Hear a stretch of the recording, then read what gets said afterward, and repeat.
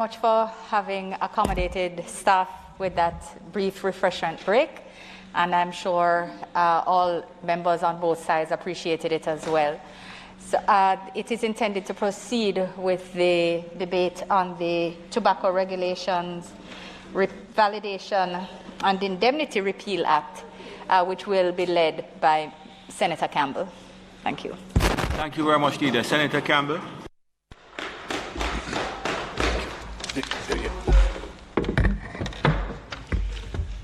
Mr. President, I now move for the suspension.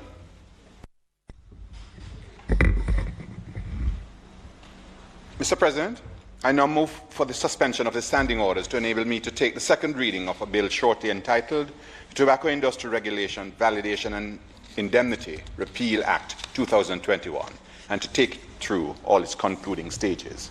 Thank you very much, Minister. The question is that the standing orders be suspended to enable the Minister to take second reading of the bill shortly entitled the Tobacco Industry Regulation, Validation and Indemnity Repeal Act 2021, and to take it through the stages. Those in favour? Against? Ayes have it. Minister, proceed, please.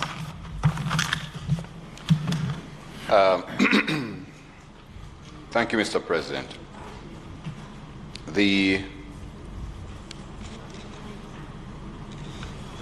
I crave your indulgence.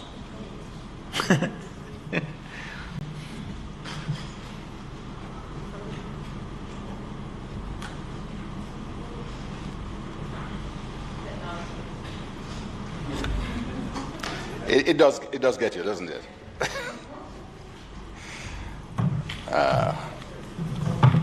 Thank you. Right.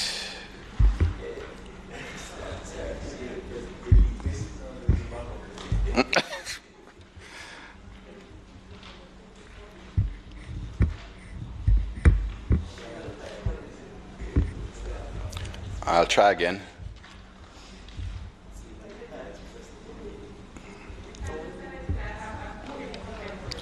Huh? Indeed.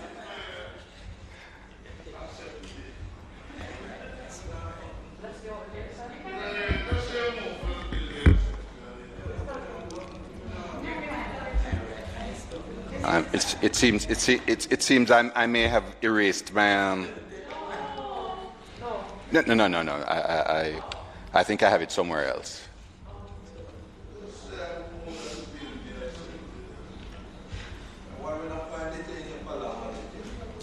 Oh, you promise? God.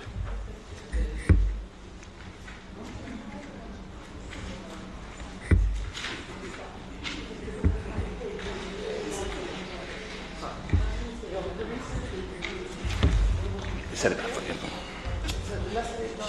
Dot Campbell or Leslie Campbell? Leslie Dot.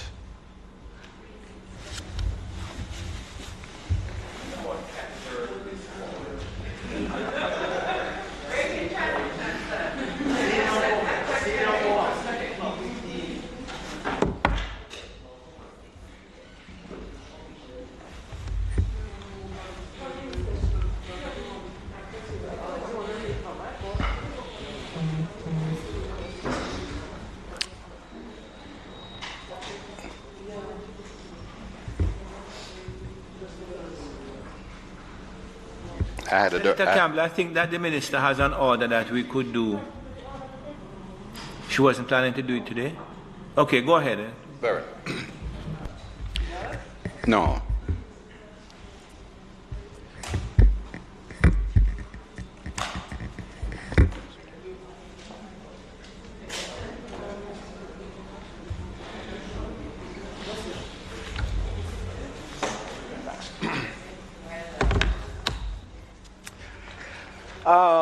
The women are always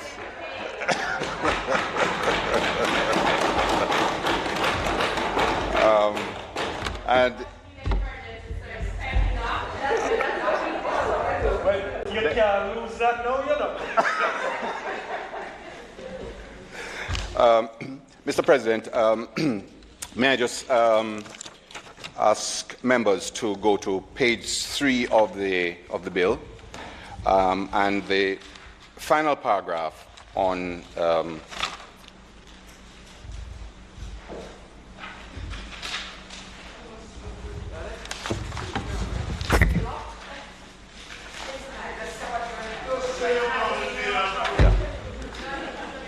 it says in line 2 of that final paragraph, where it says every person liable to be legally proceeded against on the ground that any of the acts referred to in subsection 1 in brackets, that should actually read 2.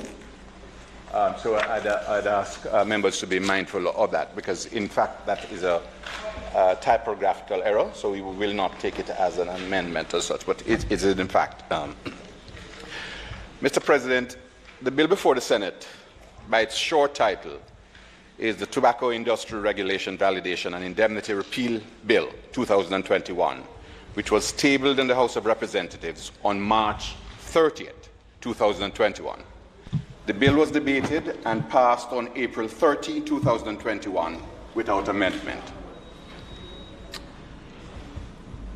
This bill comes from the decision of Cabinet number 32 of 2019, dated October 7, 2019, and it gave approval for the repeal of the Tobacco Industry Regulation Act, the Act, and the issue of the drafting instructions went to the Chief Parliamentary Council at that point. The decision of the Cabinet is aligned to the Government of Jamaica's Public Sector Master Rationalization Plan, which proposes a reduction of over 190 public bodies, comprising companies, agencies, and statutory bodies, as a critical feature of transforming the public sector. This was based on duplication or inappropriate delivery of functions and the existence of entities that had achieved their mandates and needed to be closed. This ongoing effort to streamline and rationalize the public sector is guided by the policy on the categorization and rationalization of public bodies, which requires a leaner, more efficient and coherent grouping of public bodies. The policy defines and categorizes public bodies, provides justification for their establishment, and specifies their roles and functions. Under this policy, public bodies have been identified for outsourcing, merger, integration into parent ministries, privatization, divestment, and closure. In this regard, the Tobacco Industry Control Authority, being a creature of statute, has been identified as one such public body for closure, and this can only be accomplished by way of a repeal of the Act which established it as a regulatory body. Mr. President, you will observe that the bill incorporates validation and indemnity provisions which are necessary in light of the fact that by a previous decision, number 44 of 1983, dated November 21, 1983, the Cabinet had approved the repeal of the Act and the divestment of the assets of the Tobacco Industry Control Authority by way of sale to a consortium comprising the Cigarette Company of Jamaica Limited and to all other cigar manufacturers. At that time, the Cabinet was advised that the Tobacco Industry Control Authority, when it was operational, was unable to maintain a viable operation and was dependent on budgetary support from the Government of Jamaica. Further, by a subsequent decision number 41 of 1985, dated December 2, 1985, the Cabinet, inter alia, gave approval for the redundancy of the employees of the Tobacco Industry Control Authority and the payment of redundancies to such employees from the net proceeds of tobacco stocks, along with the sales of machineries, fixtures, and equipment. Notwithstanding the decision of Cabinet dated November 21, 1983, although the operation of the Tobacco Industry Control Authority has ceased, the Act continues to be in force. The bill therefore provides for a validation and confirmation of all acts in relation to the winding up of the Tobacco Industry Control Authority, including the divestment of assets, entering into of contracts, and the payment of redundancy to officers and servants done in good faith and inadvertent as to the absence of statutory authority. and B, indemnification of persons against liability arising out of their carrying out of such acts, and C, the repeal of the Tobacco Industry Regulation Act. In the circumstances, given the matters highlighted above, I ask for the full support of this Honourable Senate in passing the Tobacco Industry Regulation, Validation and Indemnity Repeal Bill 2021. I'll take the bill through its clauses. Clause 1, that's the short title, and this clause provides the short title of the bill. Clause 2, interpretation. This clause provides the interpretation for the term validation period to mean the period commencing on November 21, 1983 and ending on the date of the coming into operation of the Tobacco Industry Regulation, Validation and Indemnity Repeal Act 2021. Clause 3, subclause 1 validates all acts carried out during the validation period by the Tobacco Industry Control Authority, other persons acting in support of the said authority, and the Government Divestment Committee in good faith, and those done inadvertently on the basis of being without statutory authority, and declares such acts to be validly, properly, and lawfully done to all intents and purposes, and with effect as if done pursuant to the Act and any other Act. Subclause 2, this clause describes the nature of acts referred to in subclause 1. And subclause 3, this clause provides that every person who may be liable to be legally proceeded against on the basis of any of the aforementioned acts, though done in good faith, was unauthorized, unlawfully done, or otherwise illegal or improper, is freed, acquitted, discharged, and indemnified. Clause 4, this clause repeals the Tobacco Industry Regulation Act. And that's the memorandum and reason. This sets out the purpose for the rationale of the legislation. Mr. President, I'd invite comments from my friends. Thank you very much, Minister Campbell.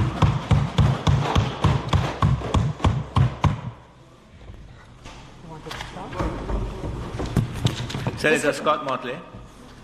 Mr. President, I rise to give my support to this bill. We had indicated to the colleague on the other side that we were not going to delay him. My only wish is that the government would move very swiftly to deal with the other institutions to which he has referenced, so that we can actually have a tidying up of these situations. This particular one has been in existence from 1983, and it is really a travesty that it is only now today that we're dealing with it. And, Mr. President, you would know that there are numerous laws on the books now which need to be treated with similarly. They need to be repealed. They are outdated and inefficient and ineffective in every material particular. So the Department of Legal Reform, in addition to revising the laws, needs simply to go through all the legislation and determine which one comes here for appeal. I am moved, Mr. President, by the fact that the indemnity actually is against the Queen's most excellent majesty, her heirs and successors, as well as against all persons whatsoever from liability. And I certainly look forward to the day when that will not need to be a part of a bill, if it pleases you.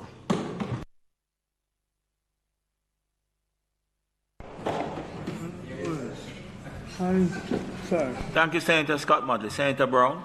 Thank you, Mr. President. Senator Scott Motley has indicated our position on this bill. I've always had a problem with these good faith bill, that the wrongs we do are redeemed by the Parliament. And I hope I never live to see the day when one of the things we will be redeeming is parliamentarian beating women. because lawmakers should not be woman beaters and woman beaters should not be lawmakers. And I say that because I don't know that this is a transformation of the public sector. In other words, it's one less body legally on the list of 180 other government entities. But this is a direct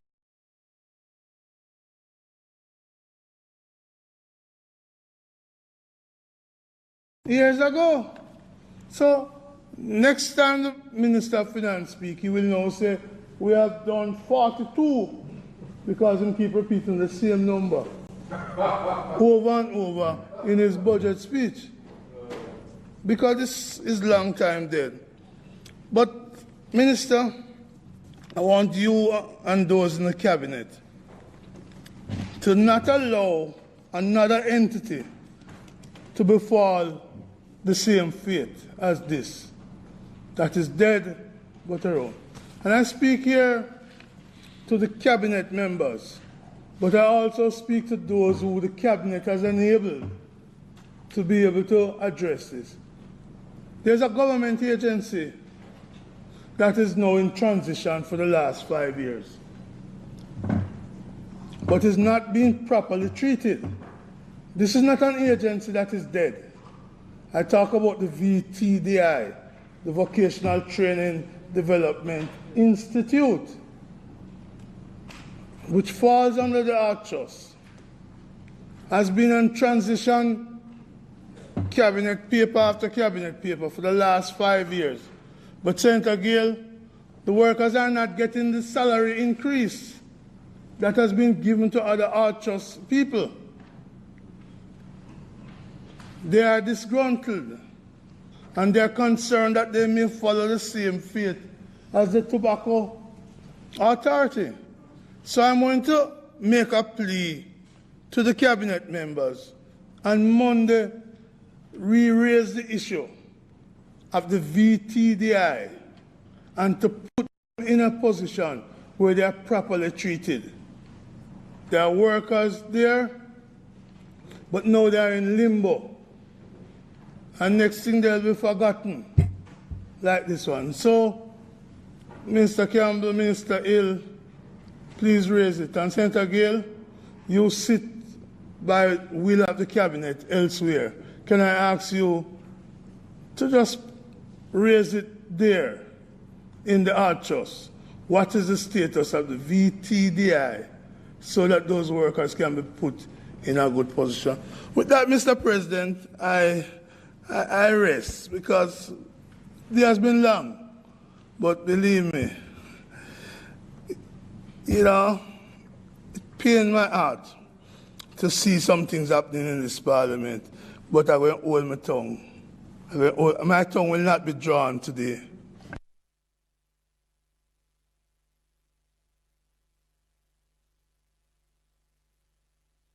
Thank you, Senator Brown. Senator Campbell.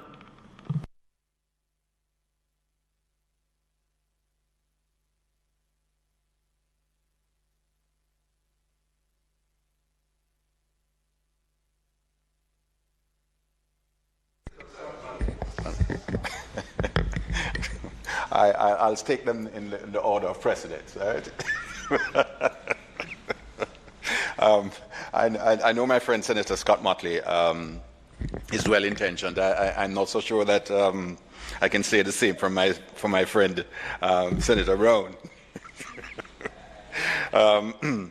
But the joke aside, I acknowledge that these things are inconvenient, and at best, they do show a system to have various flaws. But given the nature of human institutions, we will have failings from time to time. What I believe is the significant thing to do is to make sure that we do not have a repeat of them. But and given our use of technology, I believe, and the development in that arena, where things get digitized, and we will have a system of scheduling of these acts where there will be reviews done on a more timely basis, and so that we're unlikely to have repeat. But for the time being, I think it is appropriate for us to do that which we have to do to correct the flaws which we identify. And of course, given that I don't have the lofty chair which you suggest that Ms. Yes, I will ask the leader of the government business and Senator Hill to take your recommendations to that place. Accordingly, Mr. President, I'll close the debate and ask that the bill be read a second time. Thank you, Senator Campbell. The question is that the bill, shortly entitled the Tobacco Regulations, Validation and Indemnity Repeal Act 2021, be read for a second time. Those in favor? Aye. Against? A bill entitled An Act to Validate and Confirm All Acts in Relation to the Winding Up of the Tobacco Industry Control Authority, including the divestment of assets, entering into contracts and the payment of redundancy to officers and servants, done in good faith and inadvertent as to the absence of statutory authority by the Tobacco Industry Control Authority and other persons in the exercise of the functions of the Tobacco Industry Control Authority during the period November 21, 1983, and ending on the date of the coming into operation of the Tobacco Industry Regulation, Validation and Indemnity Repeal Act 2021, to indemnify persons against liability arising out of their carrying out of such acts, to repeal the Tobacco Industry Regulation Act, and for connected matters, read a second time. Thank you. The Senate will now resolve itself into a committee of the whole Senate to consider the bill clause by clause. Thank you, members. I put clause 1. Those in favor? Aye. I put clause 2 and 3. Those in favor? Aye. I put clause 4. Those in favor? Aye. I put the preamble. Those in favor? Aye. Against? I put the title and enacting clause. Those in favor? Aye. Against? The question is that I do report the bill as having passed committee stage without amendment. Those in favor? Aye. Against? I do report the bill as having passed committee stage without amendment. Mr. President, I now ask that the bill be read a third time. The question is that the bill under consideration be read for a third time. Those in favor? Against? A bill entitled An Act to Validate and Confirm All Acts in relation to the winding up of the Tobacco Industry Control Authority, including the divestment of assets entered into contracts and the payment of redundancy to officers and servants, done in good faith and inadvertent as to the absence of statutory authority by the Tobacco Industry Control Authority and other persons in the exercise of the functions of the Tobacco Industry Control Authority during the period November 21, 1983, and ending on the date of the coming into effect of the Tobacco Industry Regulation, Validation and Indemnity Repeal Act 2021, to indemnify persons against liability arising out of their carrying out of such acts, to repeal the Tobacco Industry Regulation Act, and for connected matters, read a third time and passed.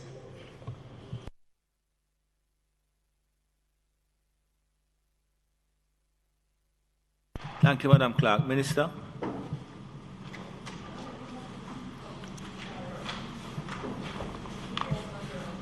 Sorry, no. Mr. President, we have had an excellent and productive day, but our work is not yet over. It is not intended to pursue any further matter on the agenda, which takes us to the motion on adjournment. I believe that there is a member who has a contribution to make, and I believe that subsequent to the contribution of Senator Rodriguez Campbell, other members would make a follow-up contribution. Is that correct? This is the case, Mr. President. Thank you very much. Senator Campbell. Thank you, Mr. President.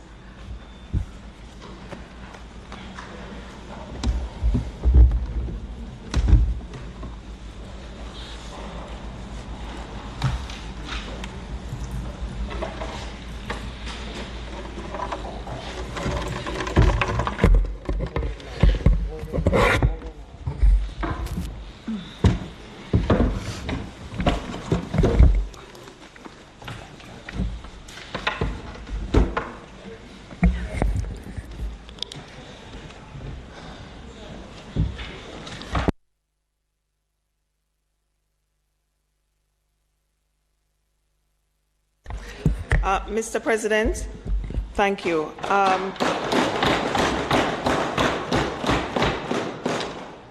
I rise to raise a matter of national importance, the matter of gender-based violence. Mr. President, in this regard, we take note of a statement made in that other place by the Speaker on behalf of women parliamentarians. Having been advised that the senators across the aisle do not wish to adopt the statement, we on this side nonetheless wish to endorse the statement, and I therefore wish to read it into Hansard, given its intention of inclusion. We trust the debate will not, however, reflect a divide, given the importance of the issue to our nation's health and well-being and its significance to women who have experienced or who may experience gender-based violence at some point.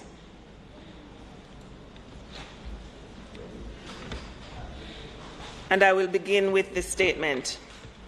As women in Parliament, we are dedicated to leadership in our country and committed to the promotion of a safer, gentler, and more peaceful Jamaica in which every person can live free from fear and in which mutual respect and love are practiced among our people. We, in this joint statement, continue to denounce domestic violence in all its forms and regardless of who the perpetrators are or may be. As members of the highest legislative body in the land, we have always committed to ensure that the rights of every individual in Jamaica are protected. We also continue to conduct the business of our country respectful of the laws that govern us. As such, we seek to guarantee life, well-being and happiness of every individual. In this vein, violence, in particular gender-based violence, must at all times be denounced as a threat to life, well-being, and happiness of our people. We therefore have never condoned and will never condone violence in any form, but in particular, gender-based violence.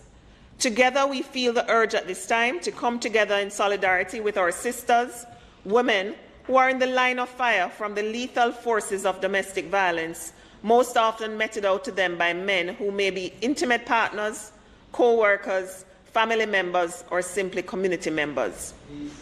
We are aware that domestic violence is not relegated to the vicious physical assault often on display and spread across social media platforms, horrible as they are. Domestic violence also includes verbal, psychological, cultural, and social abuse. It is often said that the tongue is a more destructive instrument of abuse than even some of the physical onslaught of women, which is what tends to gain national attention. Gender-based violence, especially against our women, has been a scourge on our society over many years. Gender-based violence is often perpetrated by gender stereotypes that the society promotes, such as men being seen as more manly if they respond with violence to issues and problems they experience, or simply use violence through words and actions to define who they are.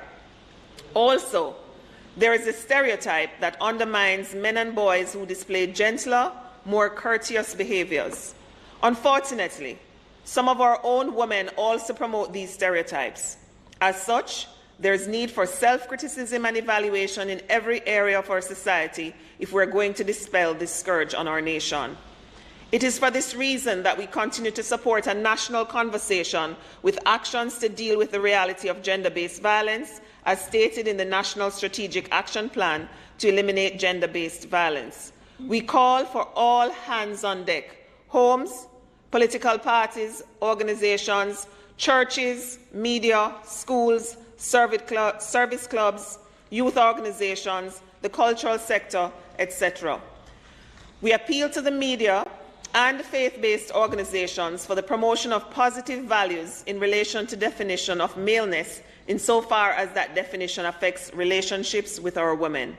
We must eliminate the toxic masculinity that often expresses itself in violence against women. We express solidarity with our sisters who find themselves in these violent circumstances. We beg that you be not ashamed, but seek support from any source you trust. For too long, some of these women are silent and blame themselves for the negative behaviors of some of our men. Too often, we unwittingly support their toxic masculinity. As mothers, grandmothers, aunts, church sisters, etc., we must commit to change in how we grow our boys and girls so that we can put an end to this scourge on our nation. We must use every avenue, every relevant government institution and instrument, including by reinforcement through education and culture programs and the involvement in all sectors and individuals that have influence over the construction of the thought processes of our people.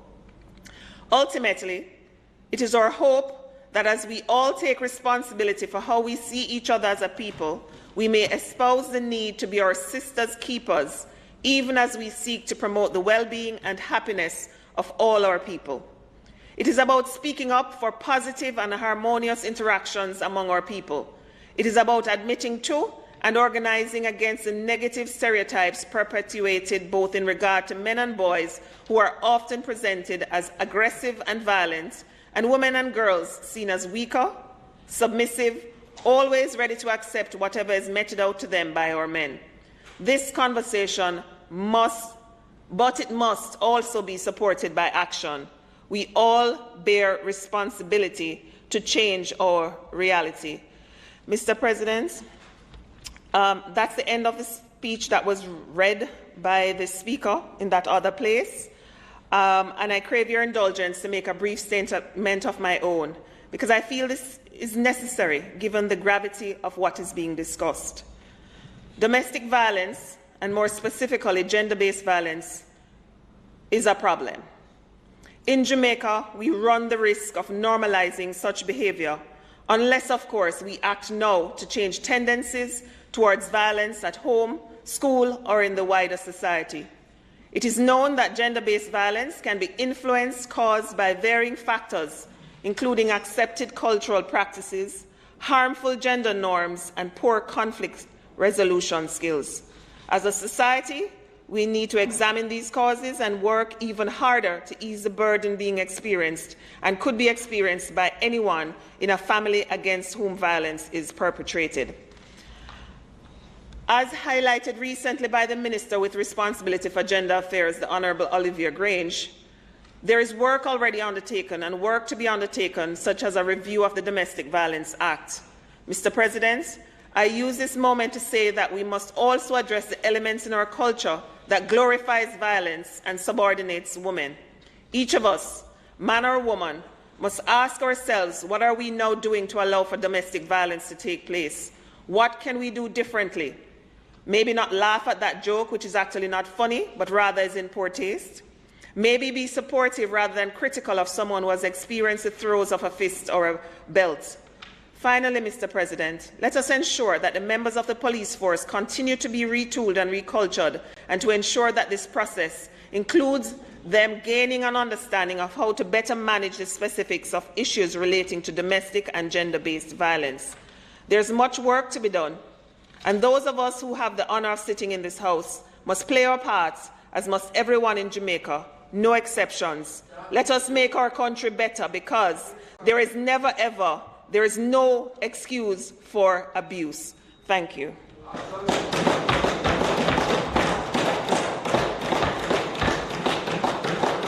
Thank you. Thank you, Senator. Senator Scott Motley. once a man is a student, beat a woman. So I tell you. Barbaric.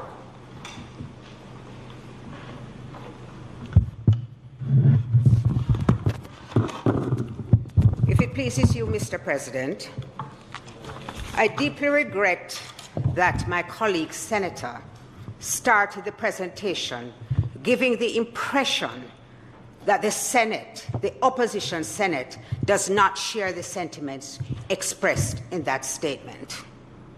I hold myself to a particular code of conduct, which is that certain conversations that are held between members of differing sides on certain occasions ought to be kept confidential. But I will not stand here and allow that to be said about this side as though we do not support the call and as though we do not condemn violence. So let me say this, Mr. President. It is my view, my humble view, that this statement did not go far enough.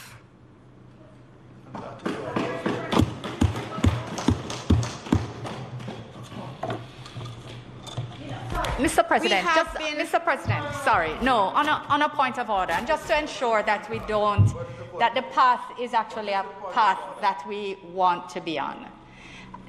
The point that was made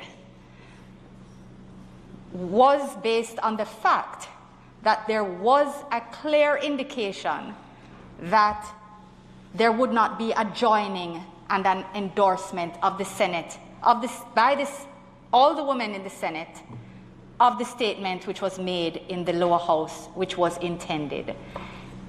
The immediate statement which she made after was to say that she trusts that the debate will not demonstrate any divide on the importance of gender-based violence. So, as a point of clarification, and I just want to say that because in good faith and clarification, because I am concerned at the I'm on my feet, reaction Mr. President. of the Speaker. I am on my feet, Mr. President. It's not fair. It's not fair. What is the point of order? What rule has she broken in the standing order? Mr. President, words matter. Yeah. And what the public would be hearing is not what you have explained, Senator Kamina Johnson-Smith. What the public would have heard is that we on this side take a different view, and I do. I take the different view that that statement did not go far enough. And I will explain to you why, Mr. President. The reason why we are here having this discussion now, the reason why a joint statement was issued by parliamentarians, the issue why we have been talking about violence against women over the past 2 weeks is because of a video which was circulated. That's right. That is a clear fact. That's all right. That's all right. That's all right. There has been great care and pain, every effort made to avoid a mention of a video.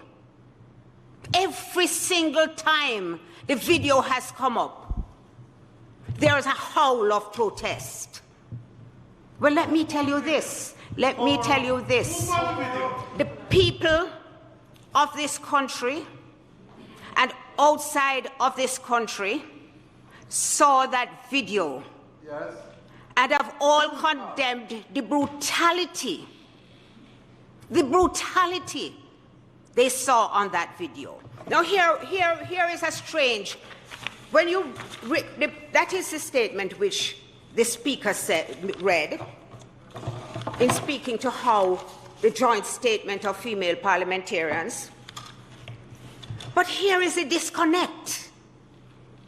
The last paragraph of that statement says, further, I have been advised by the Leader of the House that the said Member of Parliament for Central Westmoreland will no longer sit in the JLP government caucus and as such will not be under the control of the government's whip. That is part of the statement which was circulated. Excuse me, no.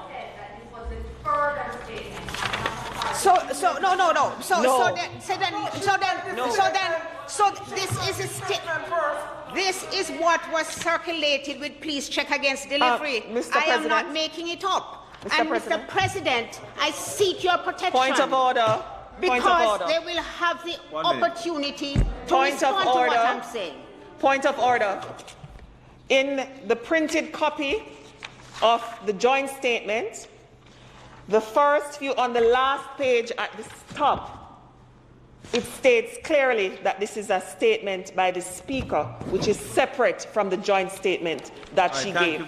Two different things. Thank you. Allow the Speaker to continue. And this is precisely the niceties in which we are indulging, because there is no way in which we want to. Everybody wants to avoid doing the right thing. Absolutely. Mr. President, on the 8th of March, it was International Women's Day. The whole entire month of March was dedicated to women. In the other place, after the body of Kenise Jackson was found, partially decomposed, there was an agreement across both, a statement of condemnation, shock, and general distress emanating from both sides. Both sides were joined together in expressing how they felt about it. Within a few days, the news came that a teacher from 4 Paths in Clarendon was missing, and her body was found in Sandy Bay in Clarendon. In between, we had instances where a woman was found in her home with her throat slashed. Another woman, 70 years old, reported missing, was found in the bushes again, violated and killed. In St. Thomas, a man killed his wife and then committed suicide. Which woman would not abhor those acts? Which person would not abhor these acts? Interestingly, as I said in the meeting, because I was present, I was a part of the meeting, and that is why I have risen in an unaccustomed way.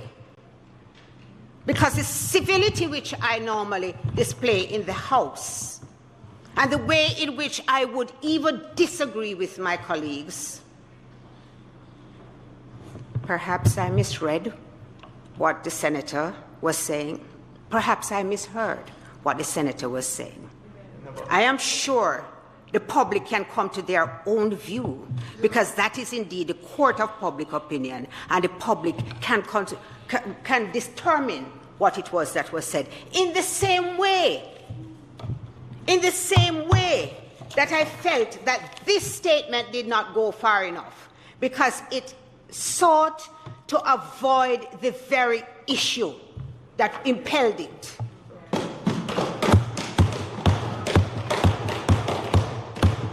There was a reason why the women parliamentarians were being brought together to issue this statement. And this matter has not been addressed. Betrayal, that's what it was. This matter has not been addressed by members who stand here on International Women's Day, who will stand again in November on the International Day for Elimination of All Violence Against Women, who do not have an independent voice to say, I condemn one of my colleagues. I understand quite clearly that there might be rules in place which will prohibit the kind of action that I personally call for. Action does not have to be embedded in legal rules. Action can be embedded in a stand, a moral stand. And the leaders of this country should demonstrate clearly what kind of Jamaica they want to see. So the women in Parliament, we are dedicated to leadership in our country and committed to the promotion of a safer, gentler, and more peaceful Jamaica in which every person can live free from fear and in which mutual respect and love are practiced among our people. That is something that I agree with. All the words which are written here, I agree with. And words are important, and these words are important. But the words without the action make them just that. Empty. Defend Tanisha. The page could have been blank because there is nothing about this statement that distinguishes it from all the other statements we have made here. We have all, not just women, we have all spoken like this. We condemn unreservedly gender-based violence. Arising out of that video, we decided to condemn violence against women. And it is unfortunate, you know, I did not note that affixed to this was a statement by the Speaker to distinguish it from what was being here. I got the document as a document on delivery, and consequently, I had to take everything into account. And I feel very, very strongly that unless we take a stand,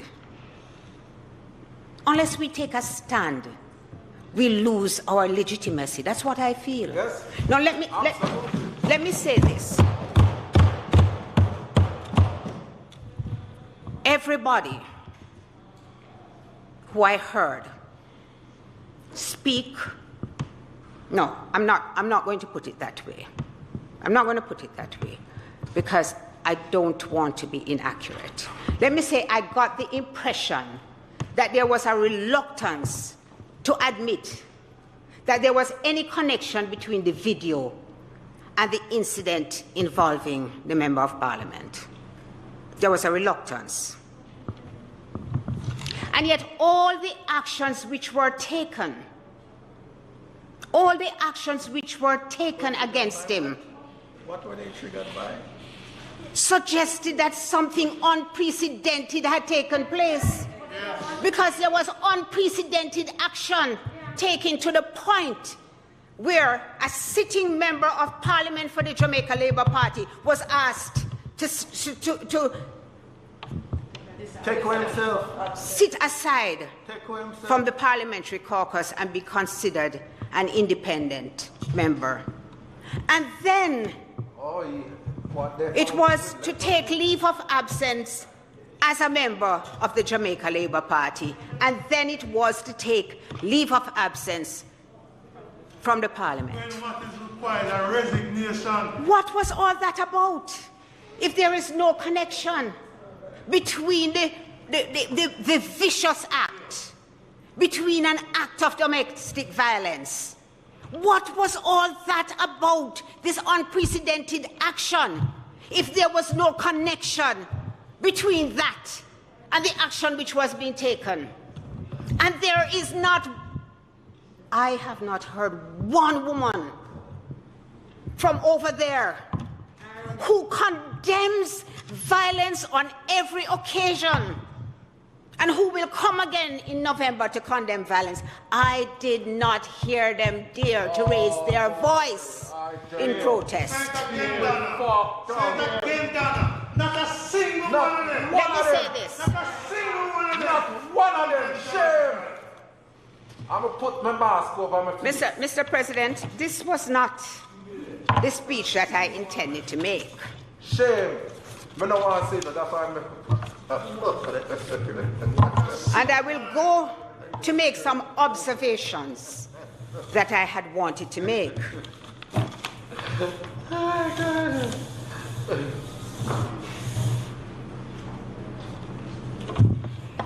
Violence is pervasive in Jamaica. Doesn't matter what sex. In fact, it's more men on men violence that we suffer from that has brought our country to this state. But 1 in 4 women have suffered violent acts at the hands of their intimate partner. They have been made to feel responsible. Sometimes, the first question that is asked is, what did you do to cause him to do this? They have been made to feel shame, so they can't tell their friends and their neighbors what they're experiencing. And this violence cuts across all social classes. It is meted out by men who feel a sense of power and control. It is meted out by powerful men, as well as men who have little power. Women, professional women,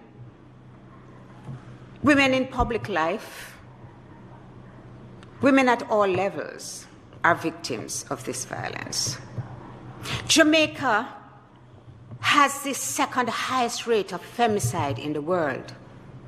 And let me call it what it is, of women being murdered.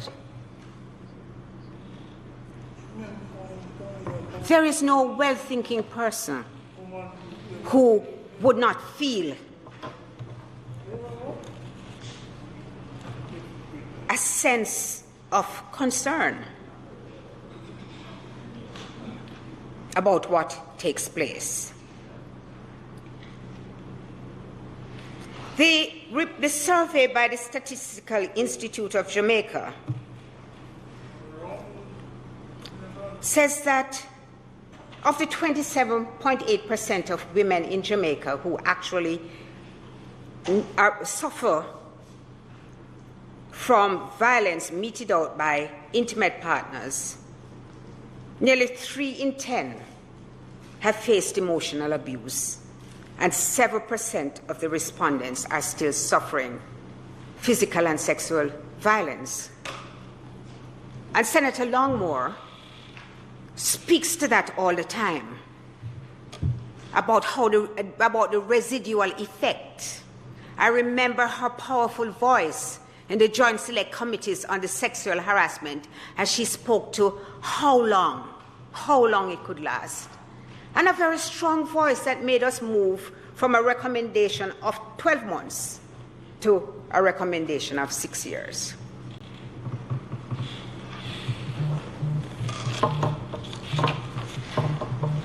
We had a Joint Select Committee which was set up to examine several pieces of legislation: the Sexual Offences Act, the Offences of the Persons Act, Child Care and Protection Act, and the Domestic Violence Act. The report is dated December 2018. In the report, which was tabled, we made some recommendations about amendments to the Domestic Violence Act. Looking at, for example, if one breached the protection order, because currently, if you do, it's a fine of $10,000. And Senator Johnson Smith, remind me, I think we raised it to 150,000. I can't remember what the recommendation was, but 500,000, thank you. We suggested that it be raised to 500,000. And by the time this comes up, we're probably going to suggest that it be even it will be $1 million. In fact, so concerned were we about the weakness in the legislation as we had watched it play out. You know, the Domestic Violence Act was introduced with good intention. But when you see what happens, you actually now begin to appreciate what needs to be done. And so the Joint Select Committee suggested that it get a separate treatment. And a separate Joint Select Committee should be established to deal with it. I have heard the Minister say that on Monday, the amendments will be approved by Cabinet, and I look forward to the bill being tabled and the Joint Select Committee being established at the earliest. Mr. President, I know that the time is going and there are others who will want to make a response. And I know the women on the other side will want to respond to me. I am sure of that. I assure them that I feel very strongly about the matter, and I am prepared to condemn it, no matter who commits it. You know, when we were doing that Evidence Amendment Act, Senator Sinclair, I warned about a video and its interpretation. And I referenced what had taken place on January 6th on Capitol Hill. And I pointed out how, when I saw the video without the explanation, I actually thought that officer was being cowardly and running away from the people. And then when I heard the explanation, I realized that he was being brave, and he was in fact commended for the stance he had adopted. When I sought to warn that videos are, I was asking that at least the video be agreed, some protection to be given, because a video is capable of all kinds of interpretation. The government was not moved. And so it went into the Evidence Amendment Act as it was. And now, there's a video. This week, George Floyd got justice in the courts by the jury because of a video. Because a video showed a police officer with his knee on the neck of George Floyd for over 9 minutes. In Jamaica, there was a video being circulated which showed one of the most brutal beatings that we could ever imagine, including with a stool. Including with a stool. The fact of the matter is that the video also shows that people were present. A man can beat a woman. In fact, somebody approached the couple as though seeking to intervene. There are threats of lawsuits. Let them fall. They would have to sue Jamaica and outside. Because when you read every editorial and every public commentary, the public has accepted the identity of the person in that video. They have not denied it. Guilty. And he has not denied it. I am told he has not confirmed it, but he certainly has not denied it. So in closing, Mr. President, I simply say that we women have a role to play. We have a role to stand with each other, stand by each other, and to let women know that we are here for them, and we are going to give a voice to their voicelessness. That when they cannot speak, we will speak on their behalf, because we are representatives of can I also say to the mothers, you rear these men. You give birth to sons. I have a son. I have one child.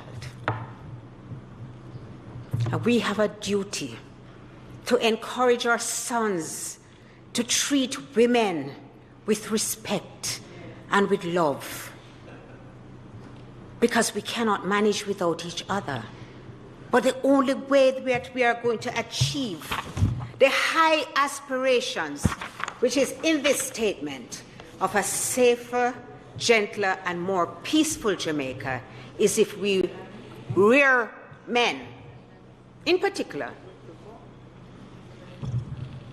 who understand what it means to love and to let live.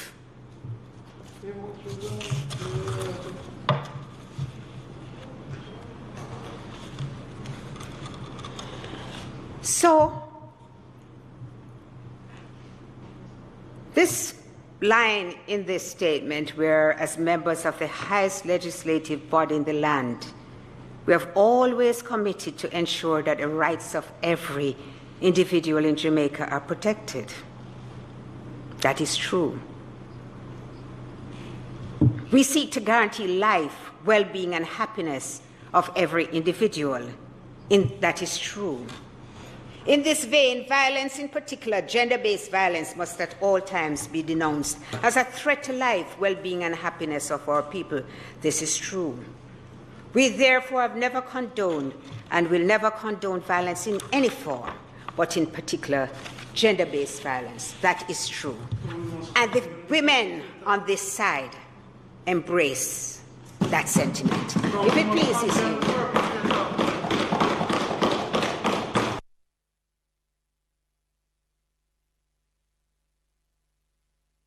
Thank you, Senator Scott Martin. Senator Golden Campbell, I'm sorry.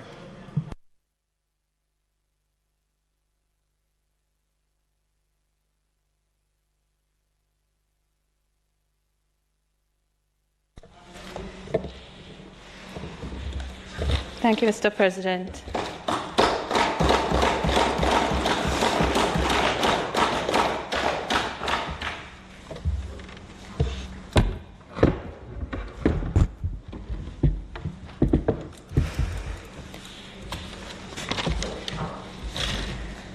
Is it? Pardon me? Ah, okay. I guess I have to, yeah. Let me just move this over here. Pull that up. Thank you, Mr. President.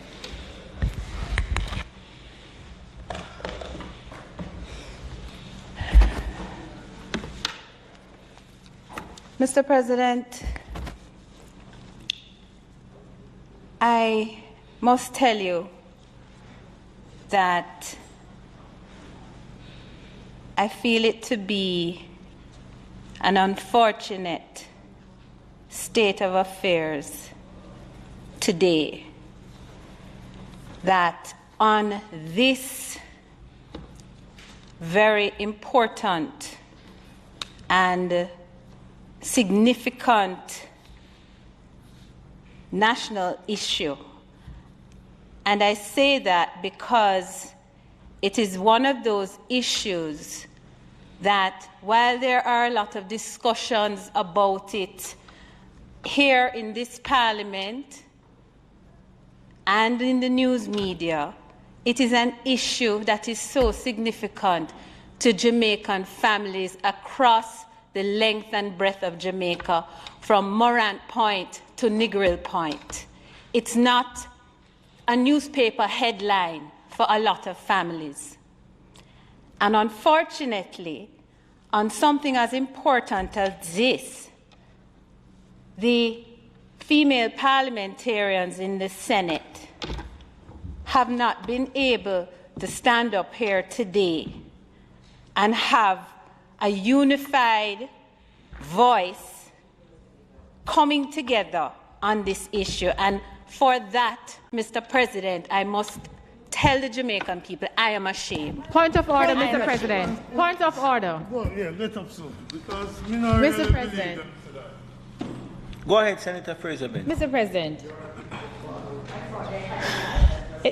This is just very unfortunate. What Senator Golden is doing is supporting what Senator Scott Motley said, that the impression that is being governed by the government side is that we on this side is not in support of the call. We on this side feel very strongly that violence against women must not and cannot be condoned. But we also believe that the statement that has been read into the record by Senator Rodriguez deals specifically with an issue which we refuse to name. And until or unless that issue is named, we cannot support it. But we support violence against women. And I do believe, Senator Golden, that you are misleading this House and you're misleading the country. Thank you, Senator.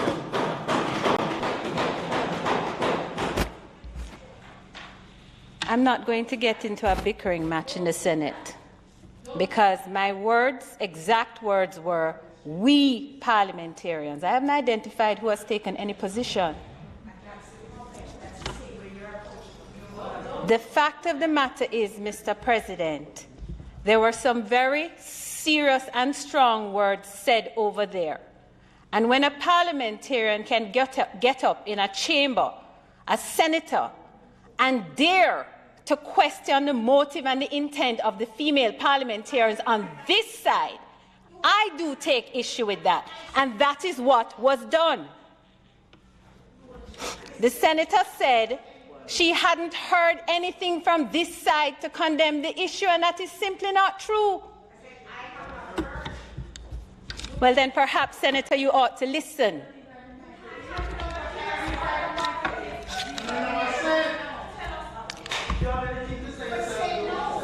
Mr. President, you know, I can just imagine the number of Jamaicans who are sitting, listening to this, and who may sit in their living rooms later watching us.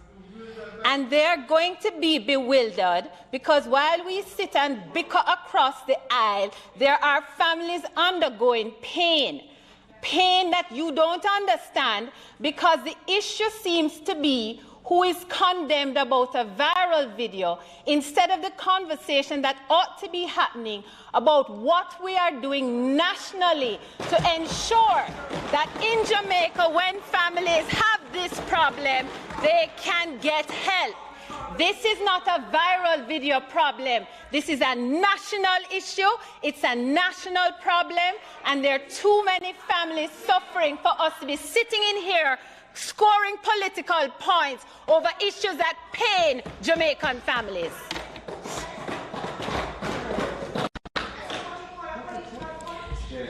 The minister, Mr. President, indicated several initiatives that her ministry was undertaking to deal with the scourge of domestic violence, to deal with how we, men and women in our country, have been interacting and dealing with disputes and conflicts in their relationships and their homes. That is what Jamaican people want to hear about. How do I sort out how I relate to my partner, my brother, my sister? How do I get help when they are not able to have conversations? Those are the discussions we need to have, because families do not go away when somebody is kicked out of Parliament or somebody is punished and put in jail. There's a family that remains, that is in pain, and the work we need to do is to ensure how we can talk to each other, work through issues, resolve issues without thumping each other down. And it starts from the shouting and the demeaning things that are said.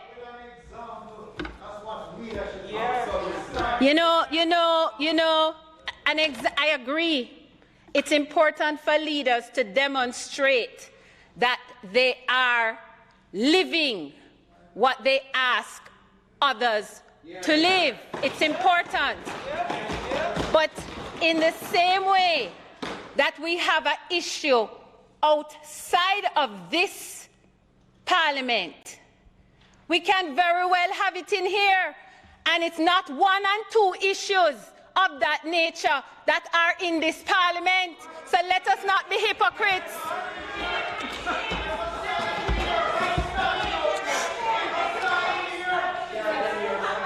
So, Mr. President, we can talk all day and night about who is to take a stand and who must be punished. The fact of the matter is, unless you feel it, you don't know it. Unless you feel it, you don't know it. We can stand up and talk in this parliament all the time.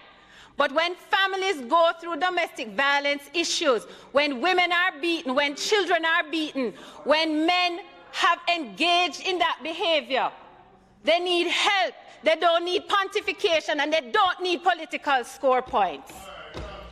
Mr. President, we have to focus on the important issues, and the important issue is what are we going to do about it. It's all good and well we get up and talk about taking a stand, but what is the government doing about the issue of domestic violence?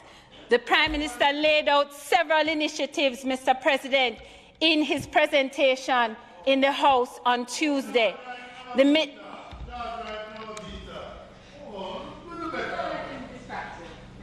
I'm not letting him distract me. I'm shutting up so that Jamaican people can hear the foolishness coming from that side of the aisle. He laid out several initiatives. The Minister of Culture and Gender Affairs, responsible, with whom the responsibility for this, dealing with this issue falls, has also laid out those issues. They have talked, Mr. President, about the national campaign to bring in our boys and our men, our women and our young girls to have discussions to talk about the issue. We've talked about amendments to the Domestic Violence Act. Minister, I believe, also mentioned in Parliament the use of the dispute resolution mechanisms that are available in the system to help us to work through these things. Those issues, Mr. President, those initiatives are what we have to focus on, what we can do to fix the problem, not the lynching that is going on, the hypocritical lynching that is going on when there are members sitting in other places who have just as much guilt to bear. Mr. President, those are my contributions today.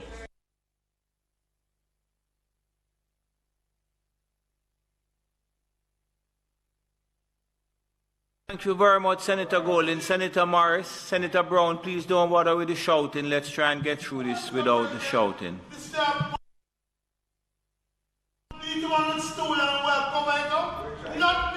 But Senator Brown, all of us, anyway, let me not go down that road.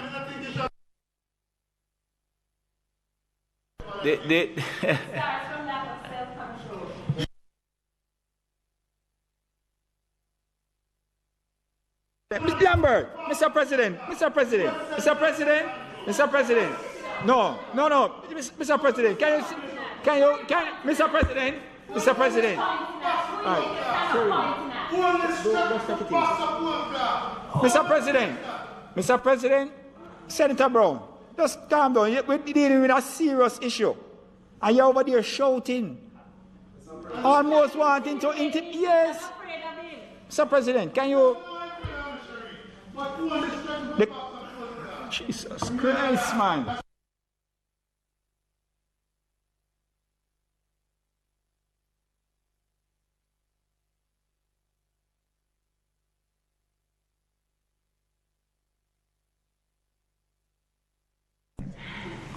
Mr. President, if there is another incident like this, I'm going to adjourn the Senate.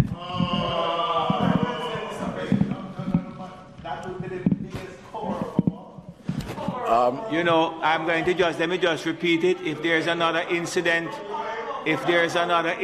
like this, like a member getting up, shouting across, shouting from either side, I'm going to adjourn the Senate. Senator Morris, continue, please. Thank you, Mr. President. I rise to make my contribution to this motion on the adjournment of the Senate, a motion of national importance, a motion, Mr. President, that I view and treat very seriously because I have adopted a very strong position as it relates to violence against women. Because, Mr. President, no man have the right, and I'm stressing the emphasis on man at this point in time, no man have the right to put his hands on a woman and abuse her in some of the ways that we are seeing in Jamaica. The fact of the matter, Mr. President, is that we have to love, respect, care for our women. And Mr. President, you know, we are moving this, we are participating in this debate largely because of an incident that took place in the western section of the island, reportedly involving a member of parliament, that has triggered outrage and disgust among individuals in the public. And Mr. President, you know, when I heard what was taking place, I asked my wife, who is my most reliable eyes, to describe to me what was taking place. And Mr. President, I cried. I cried. Because there is no way that a man could take a stool and beat my sister and get away with it like that. No way.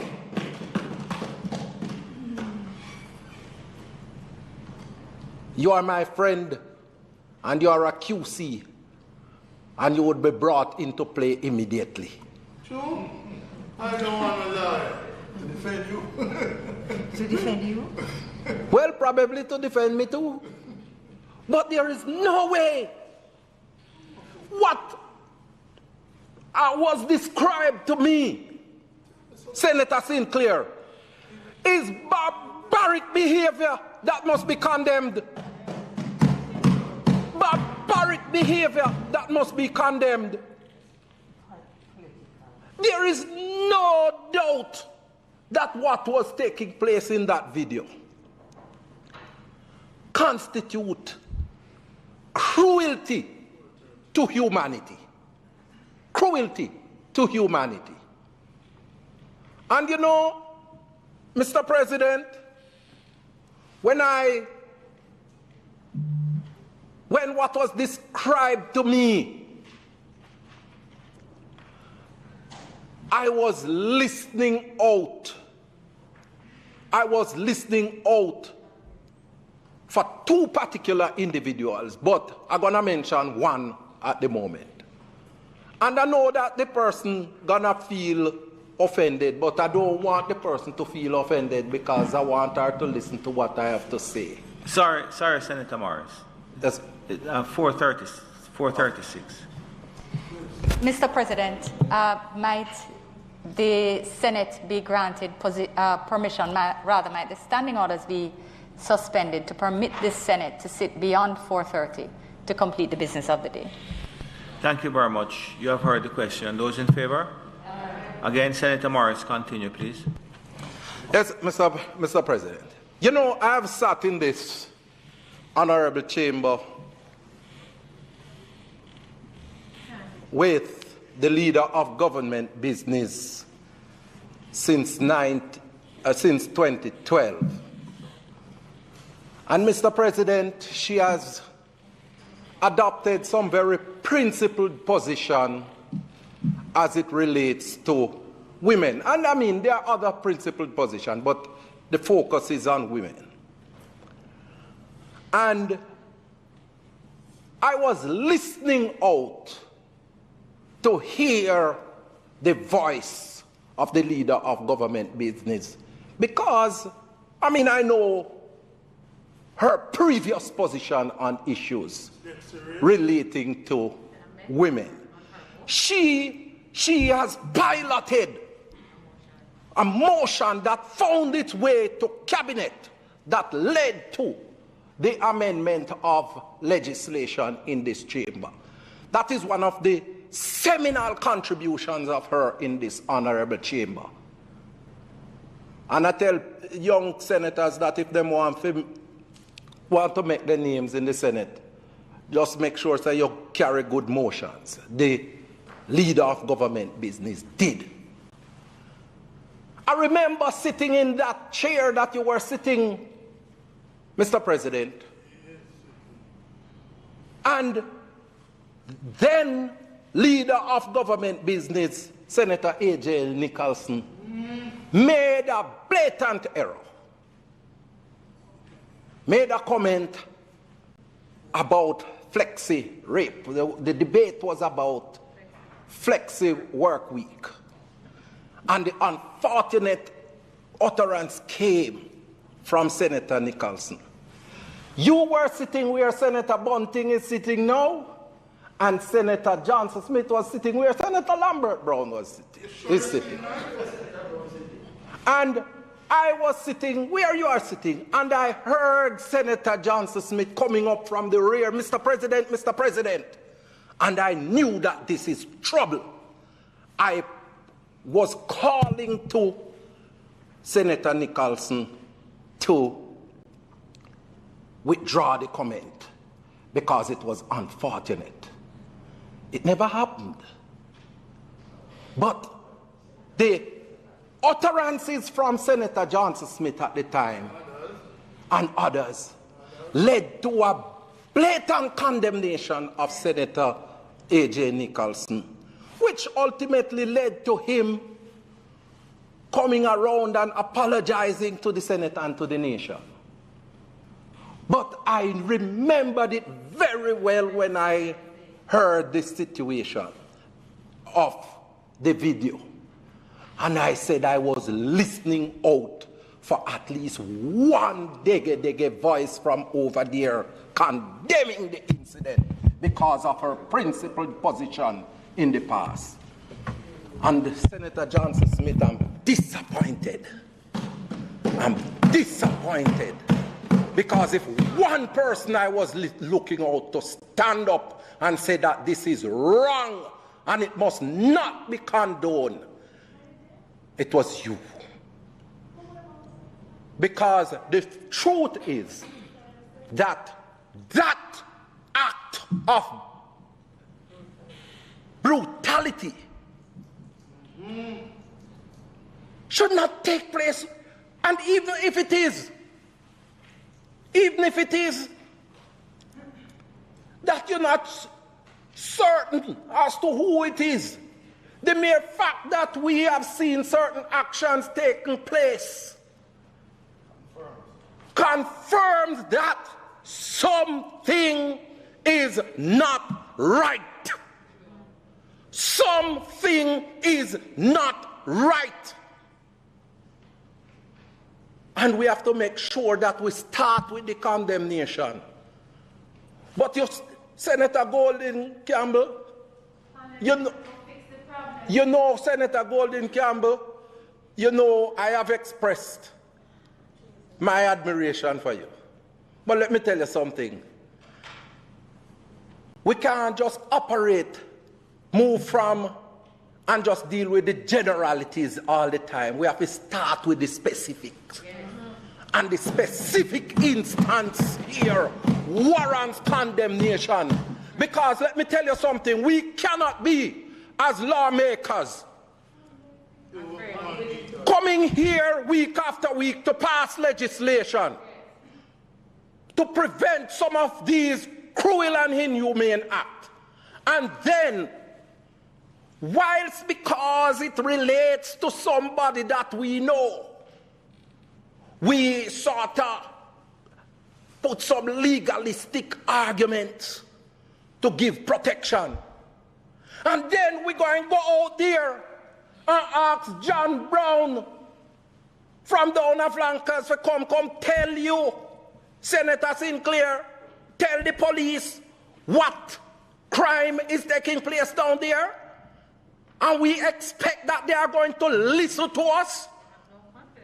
They have no confidence in us because our credibility has been dashed by our actions in this particular incident.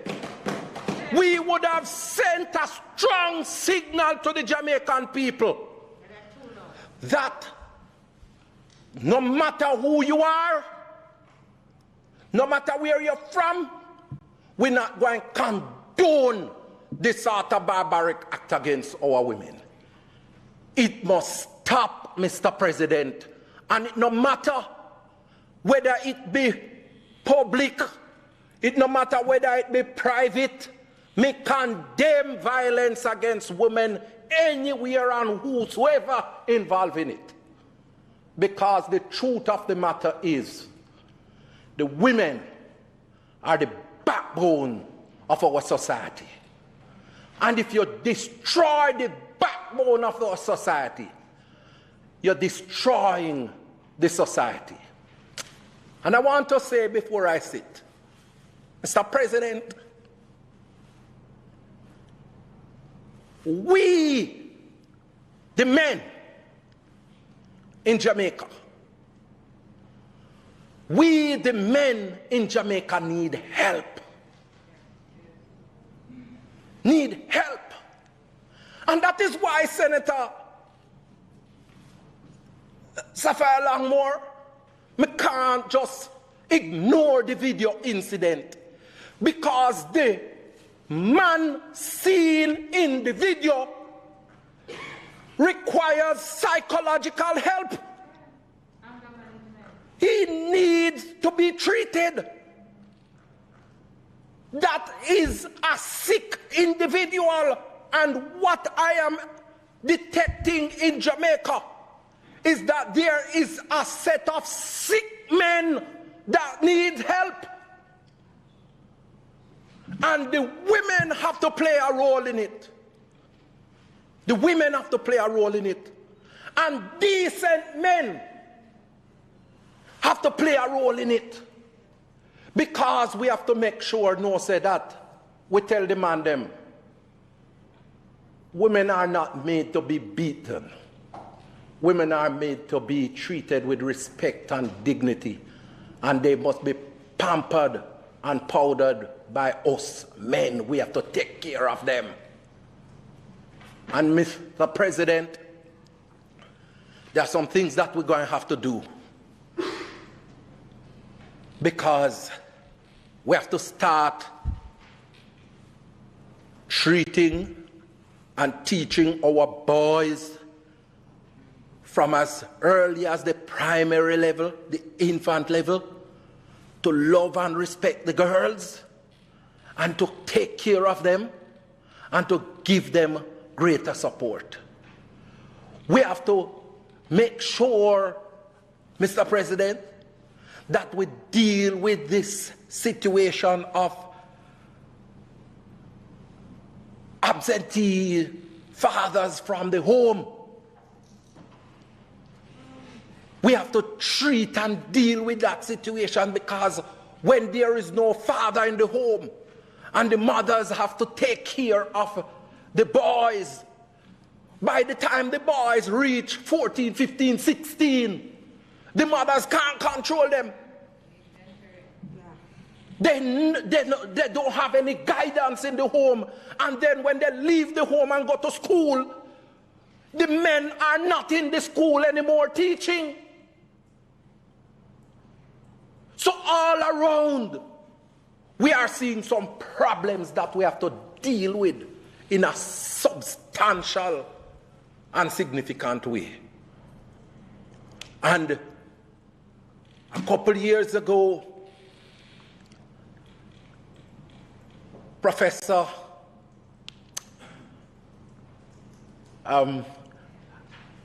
his name is slipping me now. Professor from the EOJ, was at the EOJ. Miller. Professor Miller wrote the book, The Marginalization of Our Men.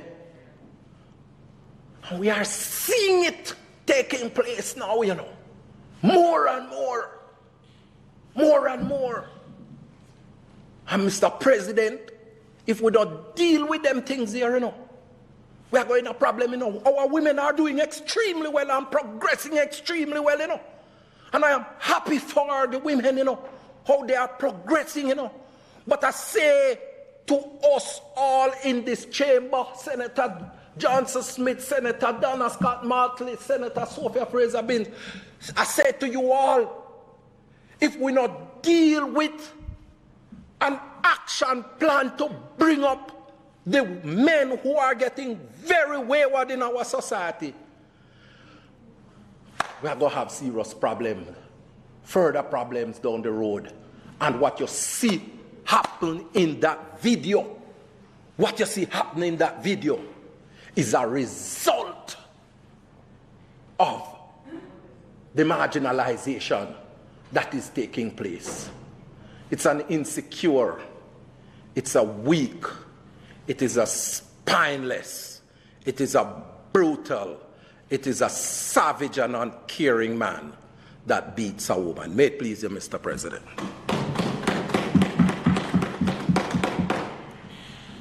Thank you, Senator Morris. Senator Longmore.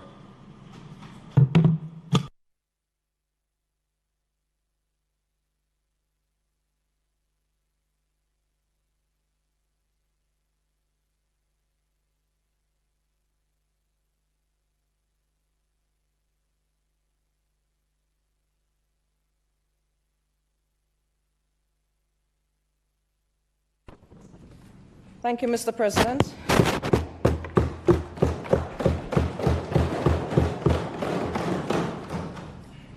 Mr. President,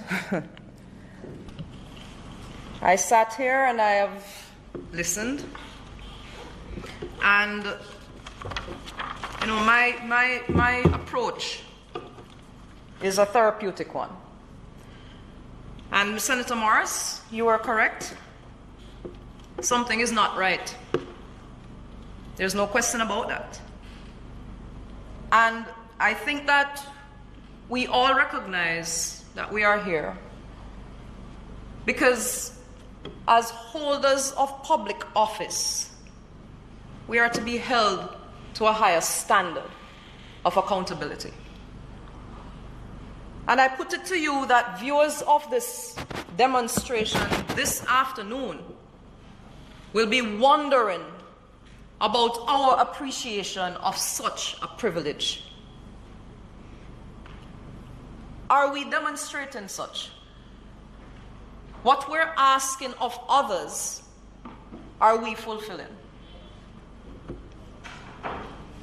And I am not going to be here to play a political football with something that is pervasive, something that as we speak is probably happening. No matter how much political points we score as individuals, it does not help the persons who are suffering from these circumstances. So I am going to focus on solutions. And the one thing that I will say here,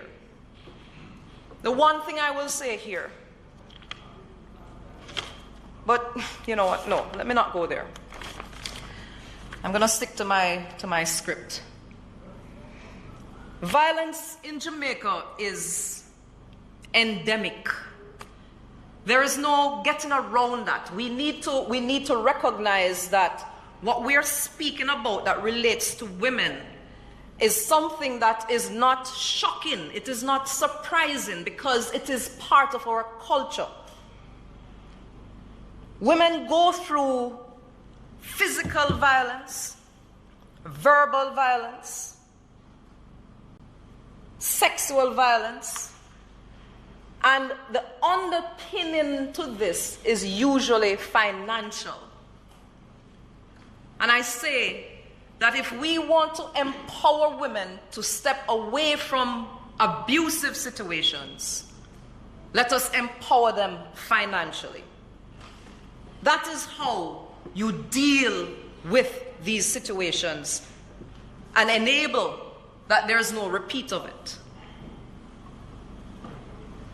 Interpersonal conflict in our society is reflected against women from birth to their deathbed, essentially. When you hear about baby mother issues and you hear about fighting over deadlift and in the middle of that, Senator Morris, is what we call father hunger. It is the perpetual absence of the fathers from our homes. And what we see is a manifestation of persons who are suffering from paternal neglect and are oftentimes connected with these issues of violence in our society, and especially against our women. Now, there's an underlying association that very few people have realized. Senator Scott Motley, you listed a few of the women who have died from heinous acts. And I would want for some of our social scientists and otherwise to reflect on every single heinous act of violence against women if there is not an underlying issue around sexuality.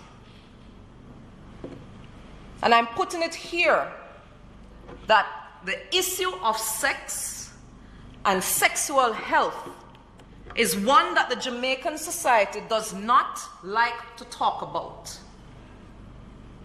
It is one that is being practiced, and it is being practiced in very unhealthy ways.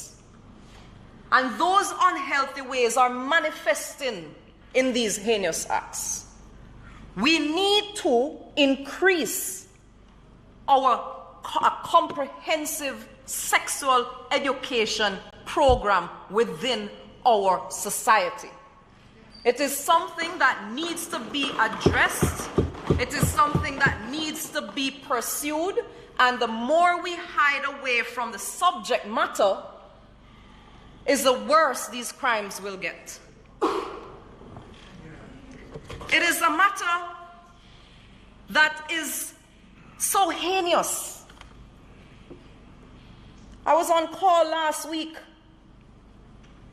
I had to feel the call of a 7-year-old who was brought in because she was sexually molested by her grandmother, a 7-year-old female. I've had to deal with circumstances of 12-year-old girls being impregnated by their 17-year-old brothers. We are all very upset. And I hear that persons are here talking about some of us have been silent on this. There are times when the issues hit so hard that you have to step back and you have to look at what is the path to a solution that fixes the problem rather than creating noise around something to score political points. This is not about personal gain. And if you are going to go down that road, okay, let us face this fact. That is what has been demonstrated. And if there is a suggestion, if we are going to go down that road, our Prime Minister has led and has, the Speaker of the House has reported and indicated on actions being taken by someone associated by a suggestion. Nothing proven. There has been many suggestions made on the other side. Where is the action from them? Where's the action? So let us focus on the fact that whilst we are here arguing this, one of the crux of the issues is that some of these women and most of these victims suffer further abuse because they are actually suffering from the inability to act. And what is this inability to act? A lot of women, a lot of victims of abuse suffer from Stockholm Syndrome. This is when the person who is abused empathizes with the abuser to the point where they feel incapable of acting. This is where intervention needs to be had. A lot of the cases that are brought against people can no longer go further because the person feels incapable of acting or refuses to act further by pressing charges. The victim needs mental health intervention. They need to be brought to a place that is healthy, where they are able to recognize that they are victims.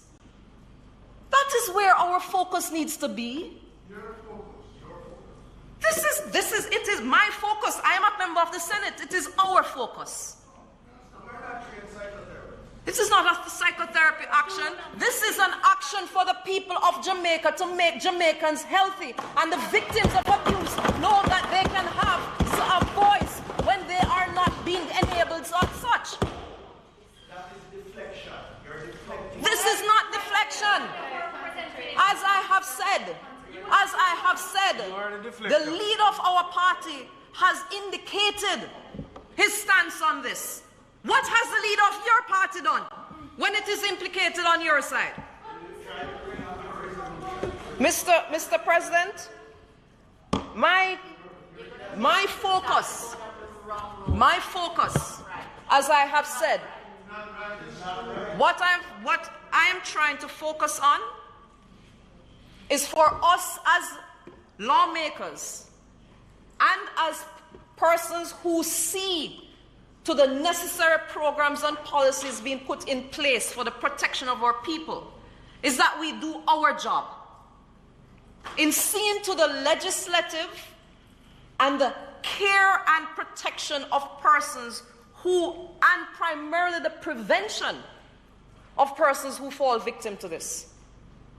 There is absolutely no excuse for abuse in any respect for any individual. And it is offensive that persons would think that because we on this side are trying to find holistic solutions to the problem at large, it is seeming as if there is some deflection. We need to focus on helping the victims and enabling them to take action when they need to. If it pleases you, Mr. President.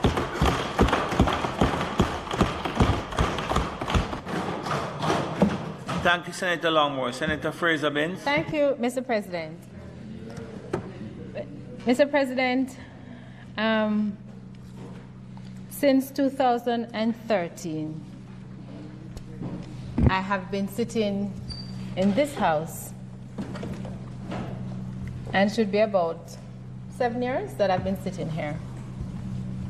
In those 7 years, at minimum, we would have had 14 occasions in which to highlight the challenge it faces our women and in particular, to look at the issue of violence against women or discrimination against women. And those occasions would come normally in March and in November. My memory serves me correct that during those 7 years and 14 occasions, I can't recall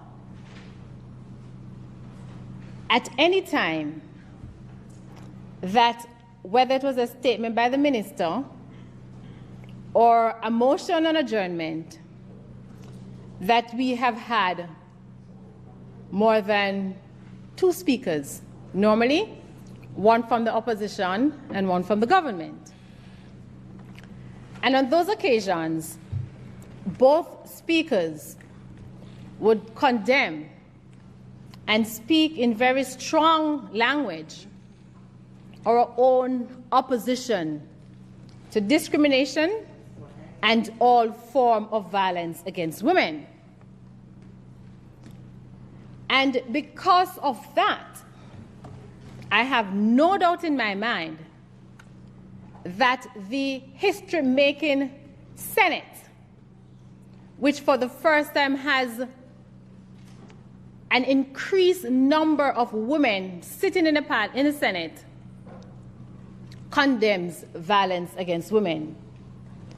So whether you are a government senator or an opposition senator, we condemn all forms of violence against women.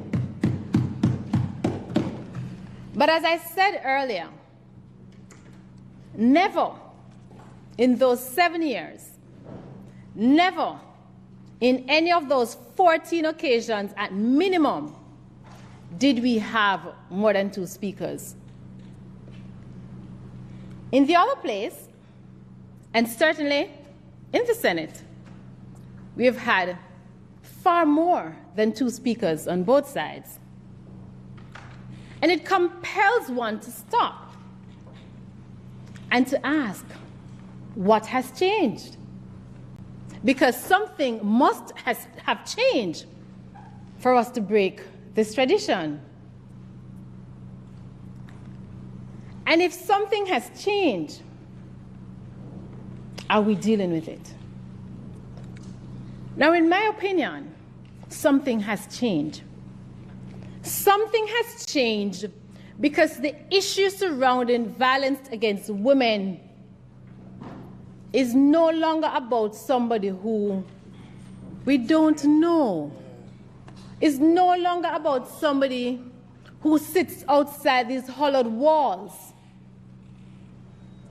But it has to do with somebody who sits with us, somebody who is a part of us as parliamentarians, someone who is a part of the 84. And in my mind, it is because of that change why we're having this discussion today. I, as a mother, as a woman, as a female who attended all female schools until my university days, can tell you, I am disappointed. I am disappointed because we all know in our hearts that something has changed. We all know that the reason why there is so much emotion in this place and there was so much emotion in the other place in the last 2 weeks is because something has changed. Our heart is not right, and we know it. But I am sad. I am sad because we refuse to say what has changed. And Mr. President, it is the refusal to say what has changed why all of us here have no moral authority to talk to Jamaicans. It is because of the refusal to accept that something has changed why we in here cannot ask Jamaicans to come forward and talk about violence. Absolutely. It is because of that refusal to accept that something has changed. There's no mother in here can truly say that we have done right by our sons. I'm not going on the legal part because that's for another discussion. But there are certain facts which are just totally beyond dispute. The one for my purpose here is that one of our 84 persons have been caught in an act of violence against a female. And if we cannot accept that,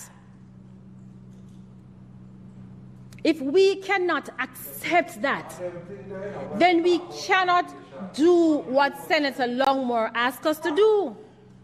Because Senator Morris, you see, Mr. President, I hear it's an allegation. As I said, I'm not talking about the law, because there's a higher standard there, which in my mind doesn't have, that standard is not applicable in here. We are supposed to be the paragon of virtue and of morals. Yeah? And if you want to go by way of allegation, the allegation must be so overwhelming that the alleged felt it was important to separate himself from the party, that it is so overwhelming that he felt it important to take a leave of absence. Now, I'm not going to go into niceties because it doesn't benefit me. And I know that people will say what they want to say and somebody will respond to me after this, and that is fine. But if we are true to our conscience, then the fact is that we know that things are not what they used to be because one of us have run afoul of the law. And as parliamentarians, we are held to a higher standard. And part of that standard is calling it as we see it. So the perception that the opposition does not stand by a statement or does not support the statement is erroneous. We support the statement to the extent that it condemns violence against women. But we do not stand by the statement because we believe that it has not gone far enough to say,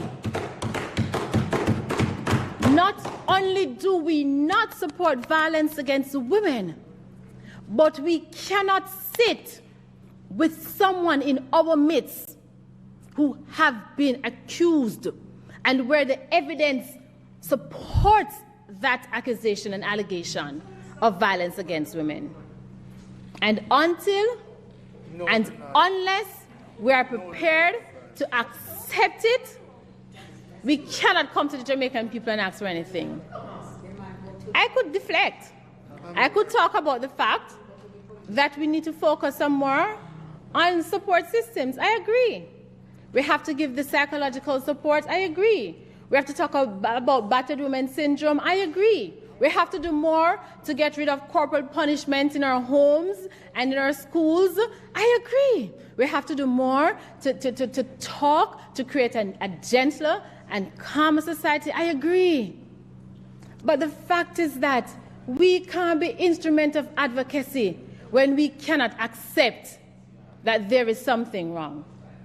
And so, Mr. President, I want to say, on behalf of us four ladies in here, on this side, and the three men on this side, and Senator Crawford, who is not here, that we not only condemn violence against women in all its forms, whether it is physical violence or verbal violence, we condemn it in all its forms. But we also condemn violence against women, particularly when they are committed by someone who sits in the highest court of the land, the Parliament of Jamaica. If it pleases you.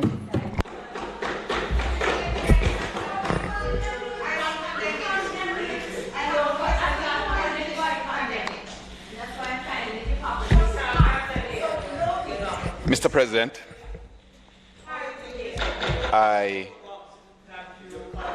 Thank you, Senator Fraser-Binns. Thank you, Senator Campbell, please.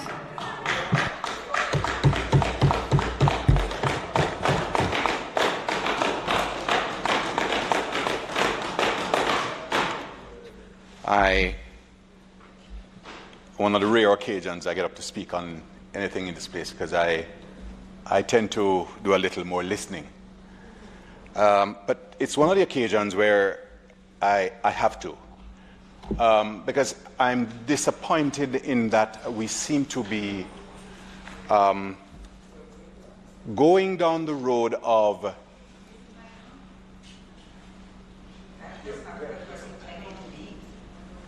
taking away from the role that this Parliament ought to play in this society.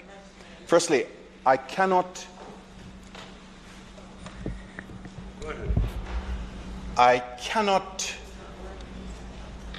go along with a statement which seems to undermine one of the tenets upon which a society is built. This society is built on a fundamental rule which says that the rule of law underpins all that we do.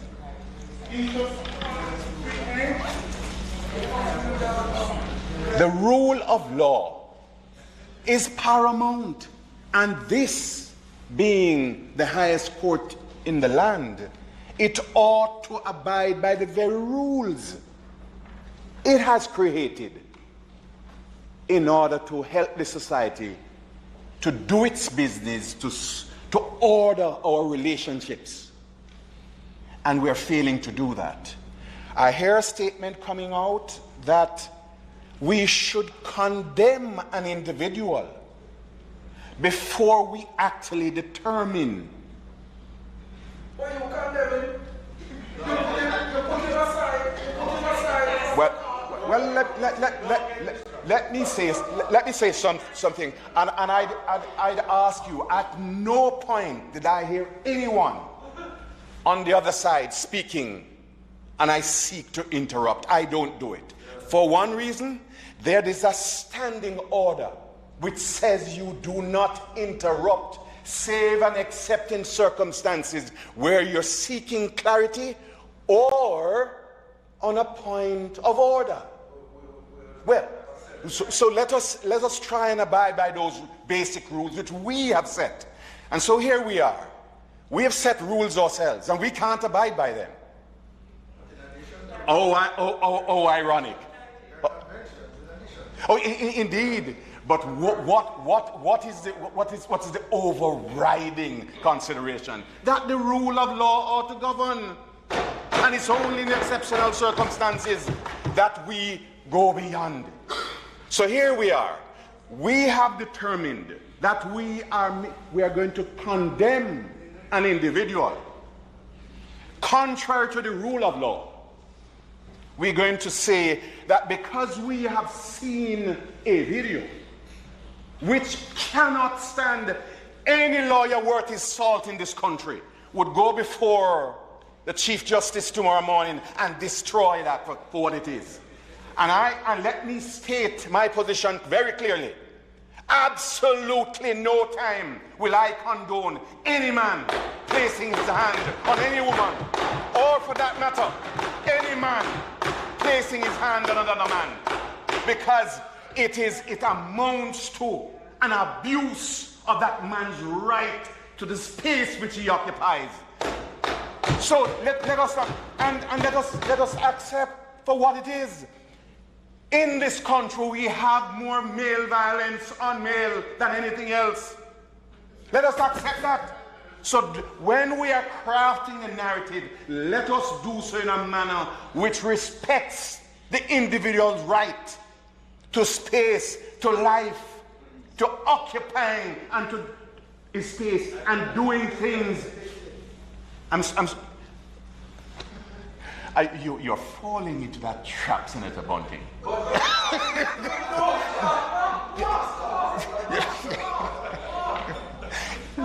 I understand. But so let us reframe the conversation. Let's redraft the narrative that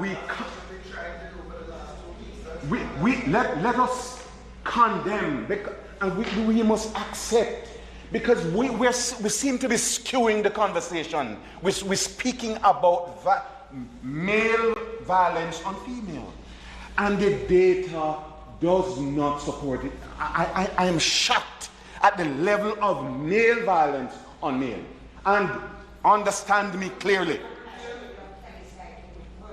Let us clearly accept that this society is raw. The wounds are gaping. And let us do what we have to do. Don't let us stay here and talk about deflection. The reality jumps up at us that male violence in this country is at such a level that we run the risk.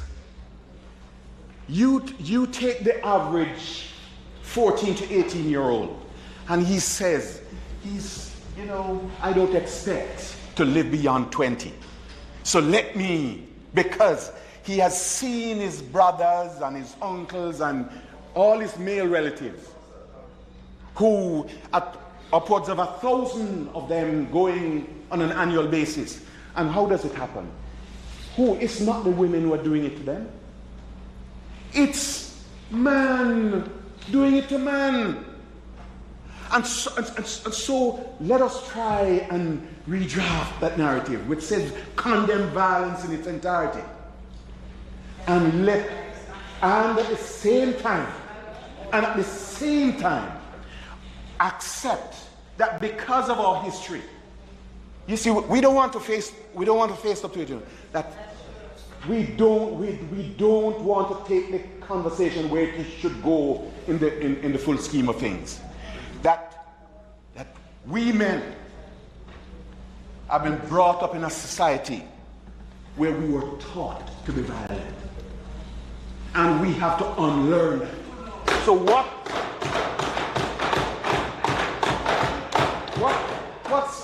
Senator Longmore says is very real. But what we seem to be doing is jumping up. As soon as we see a video, our knee pops up. That's not where it ought to go. That's not where it goes. Senator Brown, that's not where it ought to go.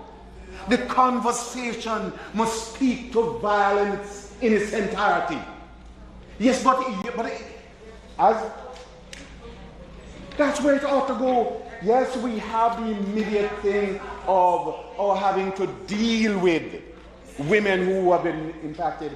Yes, and you look at all the several cases that we have had in recent times. But if we were to look at the numbers, we had several men in Westmoreland, 3 in one community in one evening. Who were the ones doing it? The evidence doesn't suggest that it is women doing it to them. It's male violence on male. So let us redraft the conversation. Let's redo the narrative. It's a statement. A statement. Right? Yes. So, and let us accept that what we have been doing is in fact trying to, by taking the approach with it, is to undermine the rule of law. We don't want to go there. This is a parliament which believes in the rule of law. And so if we are going to be faithful to the Constitution and to helping our people in the wider communities to understand what we're here to do, we have to say that we do not subscribe to the kind of conversations which have been taking place here, which is to say that we condemn a man based on evidence which is not conclusive. We do not do that in Jamaica. That's not the rule of law. We rely on evidence which is concrete. And we may take positions, you may say that, you know, we take positions based on what the mob says, and that's not what.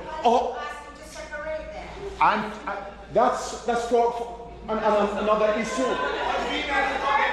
No, I'm not forgetting it. I'm saying if for any reason we have put things before individuals, because we could go and we could throw up all the other cases where we'd say, you know, Miss So-and-so was convicted, Mr. So-and-so broke his son's arm, Mr. So... That's not what we're about. That's not... Well, let's say you had a convenient hearing deficit. That we sometimes hear that which makes us feel good, and but I urge my friends, that we be moderate in our approach, and let us do that which doesn't really undermine the rule of law, and let us, yes, condemn in its entirety violence against our people generally. But in the specific cases that we have highlighted, we condemn those acts of violence against women in particular. Thank you very much.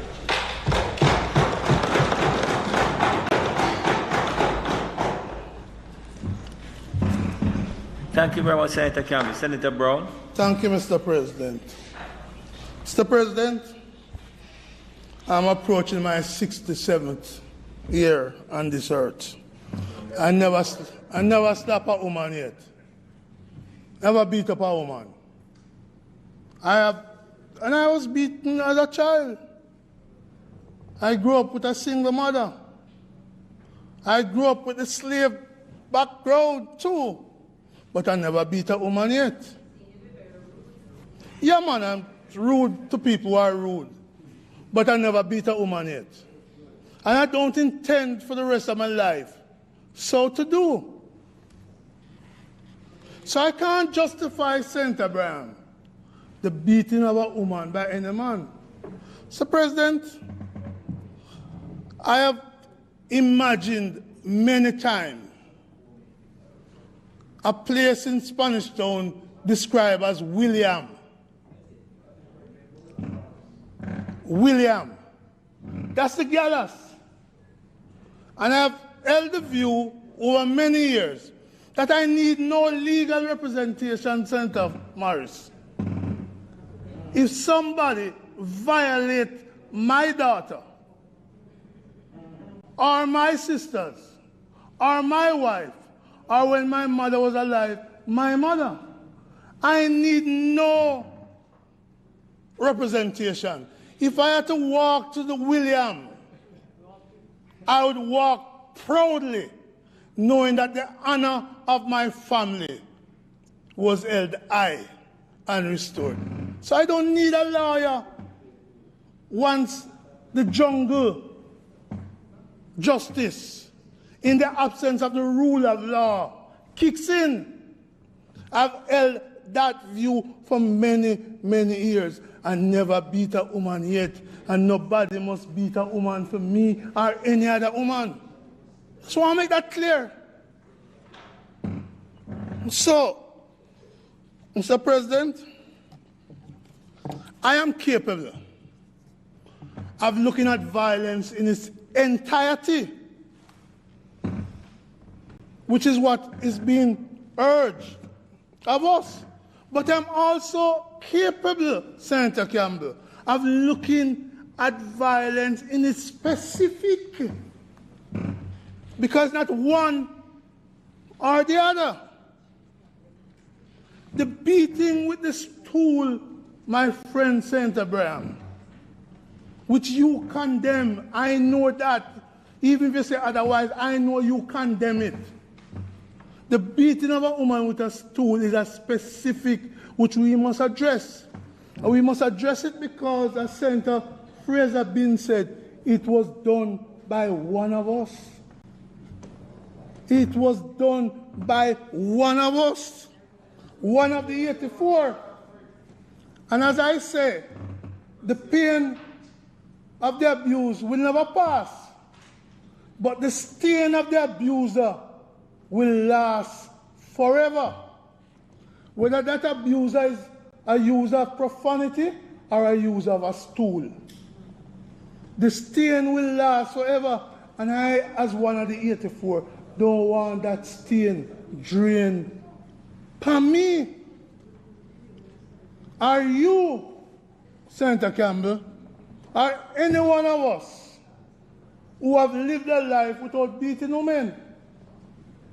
Lawmaker must not be woman beater, and woman beater must not be lawmaker. So don't tell me what other side do. I am dealing with this specific, and if you have specific about the other side, bring it. Bring it. Bring it on. But we must face the specific as we face the general. So I start there. Mr. President, what is the best way to help the victim? What's the best way to help the victim? To condemn the perpetrator. The best way to help the victim is to condemn the perpetrator. The best way to deal with the victim is to condemn the perpetrator. And I have not heard the condemnation of that specific perpetrator coming from that side. I have not heard it. The best way to deal with the victim, not the only way, not the only way, but the best way is to condemn the perpetrator. And I condemn that member of parliament, seen on the video, beating that woman in the way it was done. I condemn, and I urge you all to condemn. Mr. President, much has been said so far about the rule of law. And I know others is going to get up and talk about the rule of law. But let us be clear. Which rule of law allows a man to beat a woman with a stool and go without consequences? Which rule of law said that? Which rule of law said allow a man to beat a woman the way we saw it on the video, and go without consequence? And goes with, you can go down halfway through court. I am talking about the court of Jamaican people. They know what is wrong. They know what is wrong from what is technically not guilty. They know what is wrong. And to beat a woman with a stool, to beat a woman in your child is wrong. It's wrong. It's wrong. So I don't know any rule of law which allow a man to beat a woman with a stool and go without consequence. You see, Senator Campbell, I don't want to say you're distracted, and you're not paying attention. Because, let me put this way, there's a consequence called resignation. That's not a rule of law consequence. That's not a criminal punishment, but it is a morally right thing to do. So don't give me a rule of law when the consequence I am asking for is a resignation from the parliament. Because that's not a criminal offense. That's not a criminal punishment. It is morally right to do.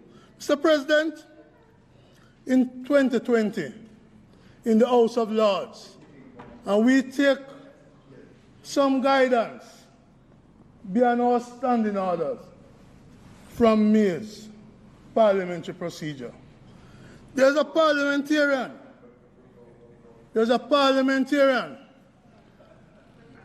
named Lord Ahmed.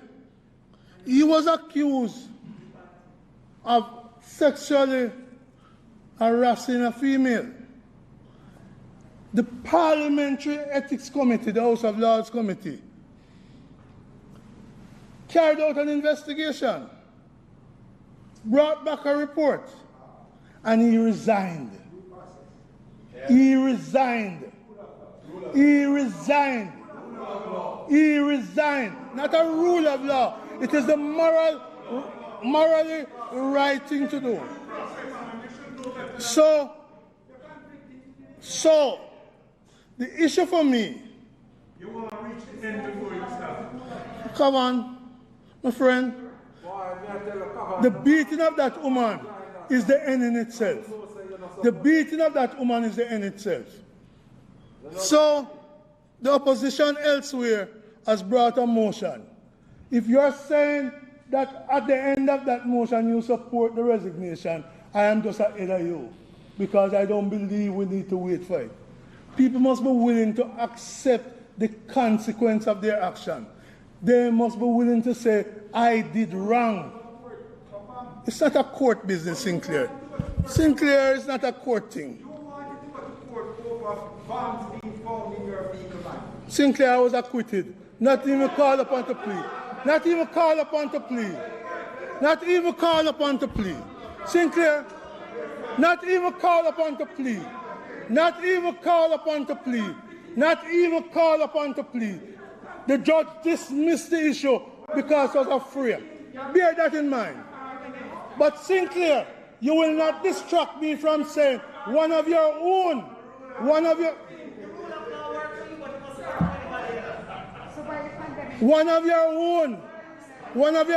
beat that woman with a stool.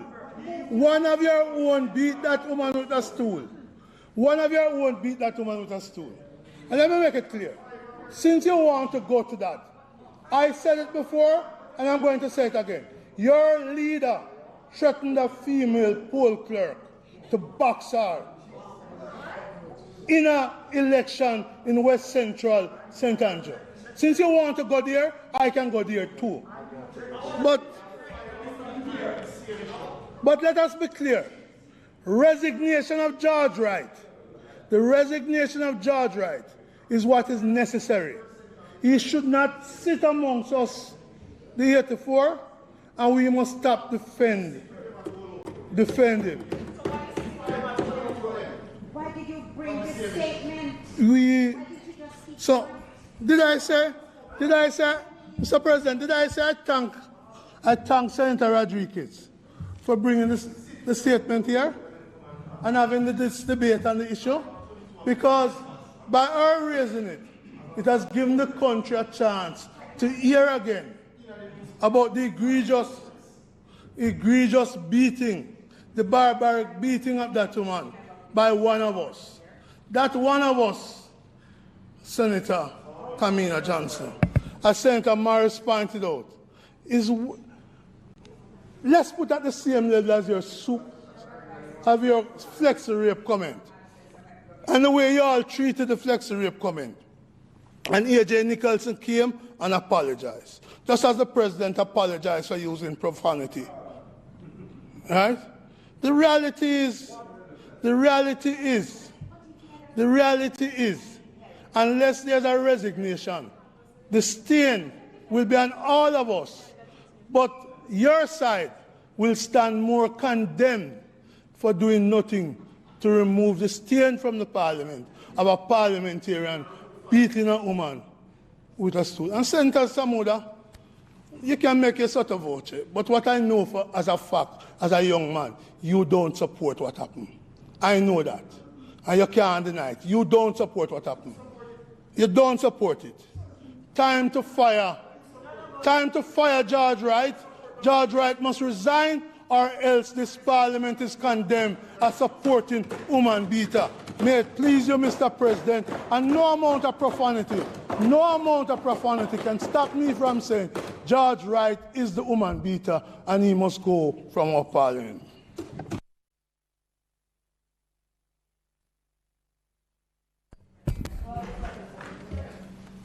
Mr. President.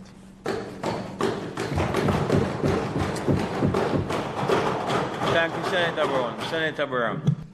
I have made unwanted history. I'm speaking twice in one day.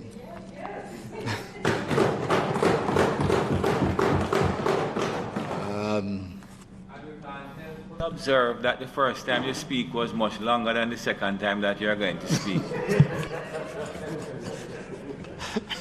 Very well, very well. But you know, Mr. President, I think that we can agree on certain things. One, I think that it is accepted that I don't even think my colleagues are suggesting that there is anybody on this side who is supporting the beating of women. I don't think they are saying that. And indeed, Mr. President, I know that all the members over here, personally and otherwise, have condemned that behavior generally and in the particular case. So it's not a situation that this side is silent on the particular situation in the video. What I understand my friends to be saying, and what they have said in this house and outside of this house, is that a particular person should be named and punished because they say it is that particular person. And in justification of that point of view, I have heard some interesting comments in the Senate today. Mr. President, I'm sorry. When I was growing up, and still to an extent, extrajudicial killing was a problem. And we had a lobby against it. There was a view nonetheless by a group in the society, and many that were killed deserve it in New York, we know them are criminal. But we said that the rule of law... Sorry, Senator Bram, apparently your colleagues are not hearing you so well. Well, I'm so sorry. Maybe if I come up here. What I'm saying, Mr. President, yes.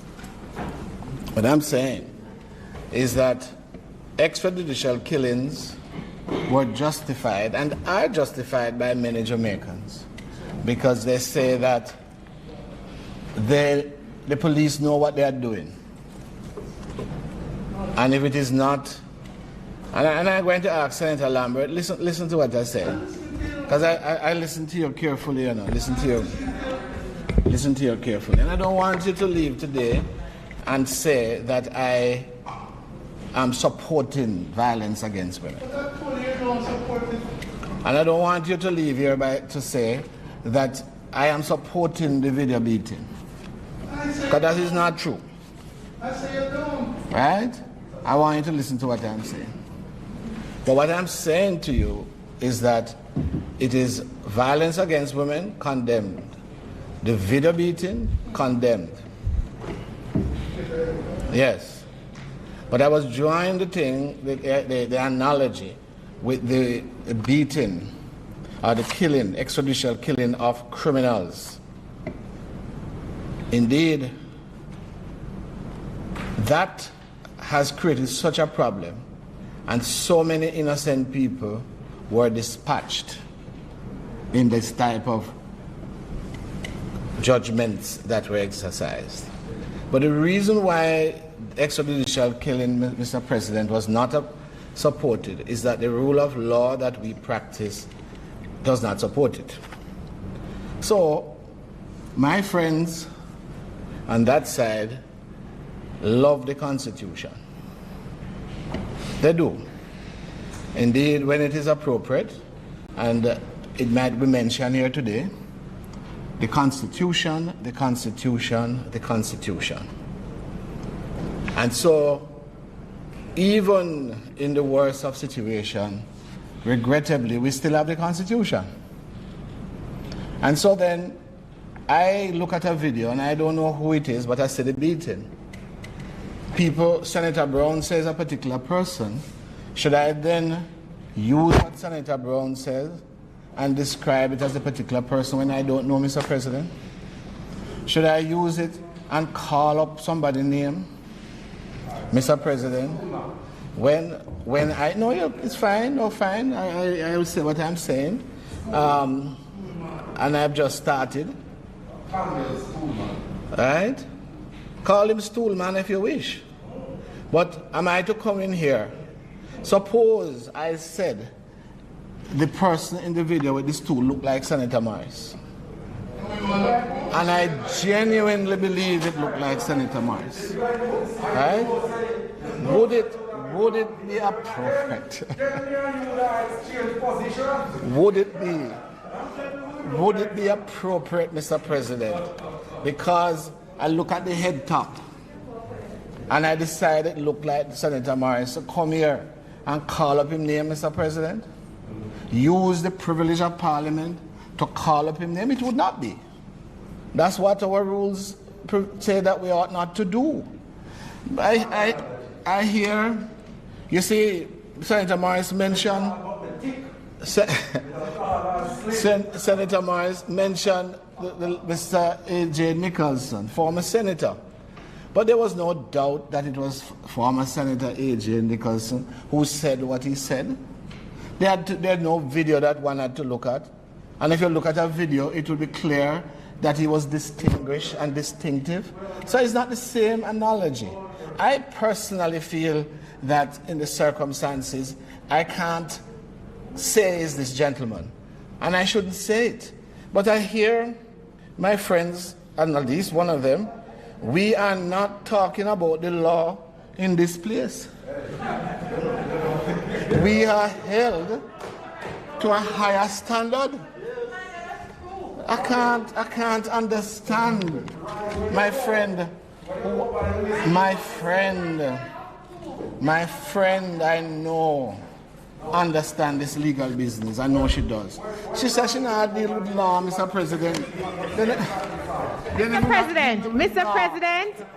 President. If we're not Mr.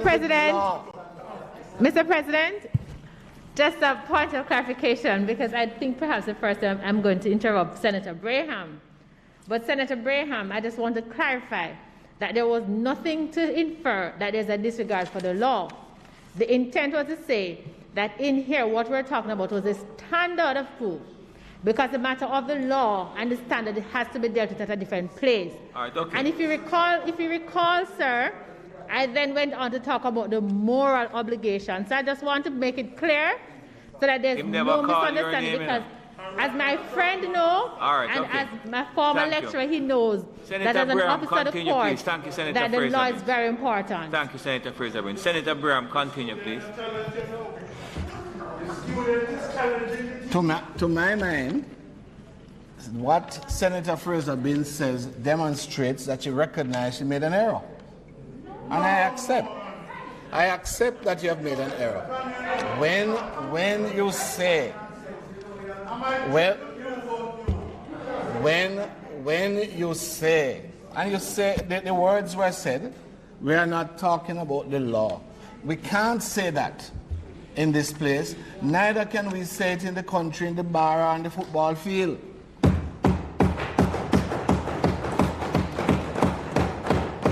Because if you say that, we will be overcome and destroyed by greater lawlessness that happen in this country.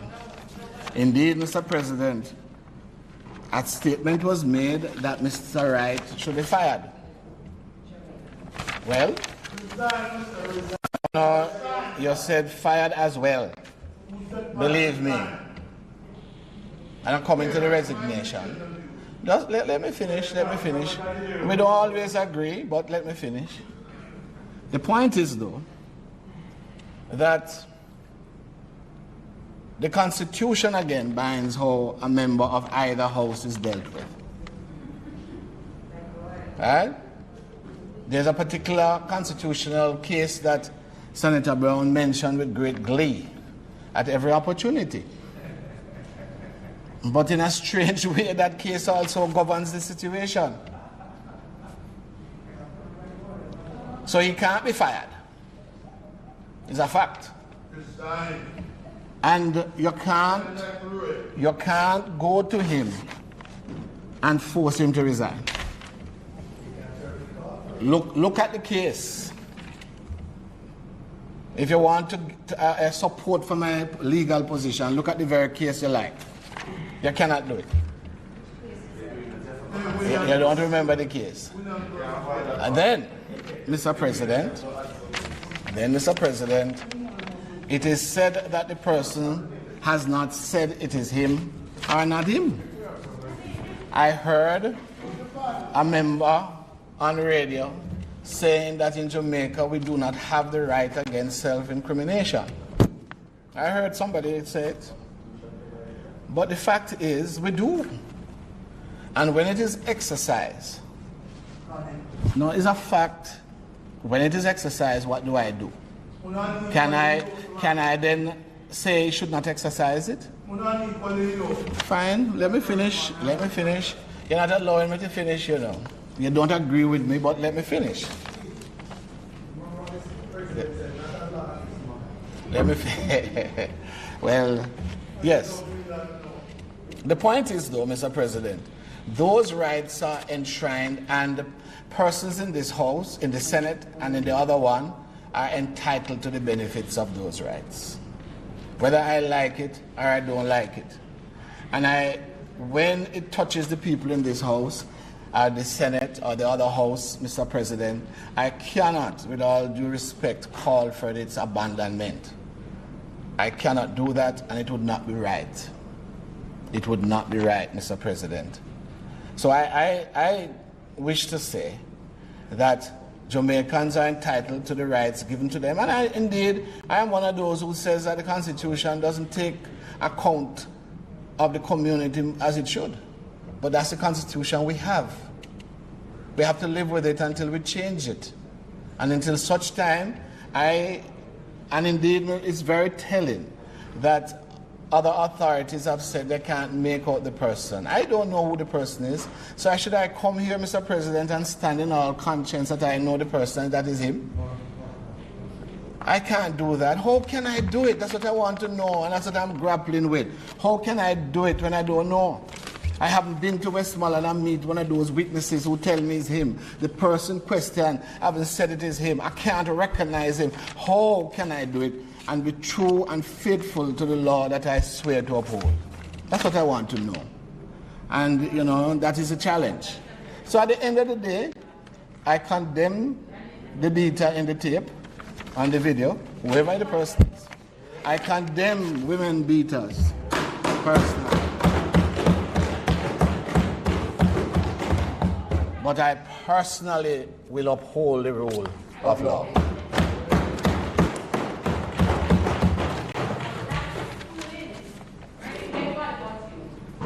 You don't agree with me?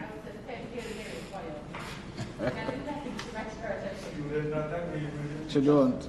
But she was a good student, you know, so she can challenge the teacher. I think not going with the verdict.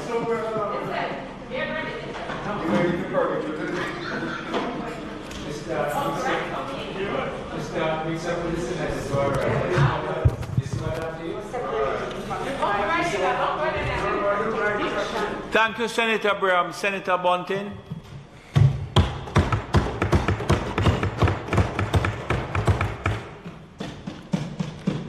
Thank you, Mr. President. This afternoon, a number of speakers, including Senator Campbell, and a few sittings ago, the Speaker of the House of Representatives, have kept repeating that this Parliament is the highest court. The Speaker was saying that repeatedly when she was preventing the opposition moving a resolution to refer MP George Wright to the Ethics Committee. Mr. Speaker, it is a slogan that we hear often. But really, sorry, Mr. President, it is a slogan that we hear often. We know what we wish. But it is not meaningful it is not meaningful in our context. First of all, the concept of Parliament being the highest court is an anachronism. It really is just empty rhetoric. The House of Lords in the UK used to, way back, have a judicial function, but it hasn't had that for a very long time. Jamaica's Parliament has never had a judicial function, nor does it operate as a court. Nor does it operate as a court. While our Parliament governs its own procedures in accordance with the Constitution and the standing orders, and of course its internal workings are not subject to the jurisdiction of the courts of law, our Parliament is in no meaningful sense a court, much less the highest court.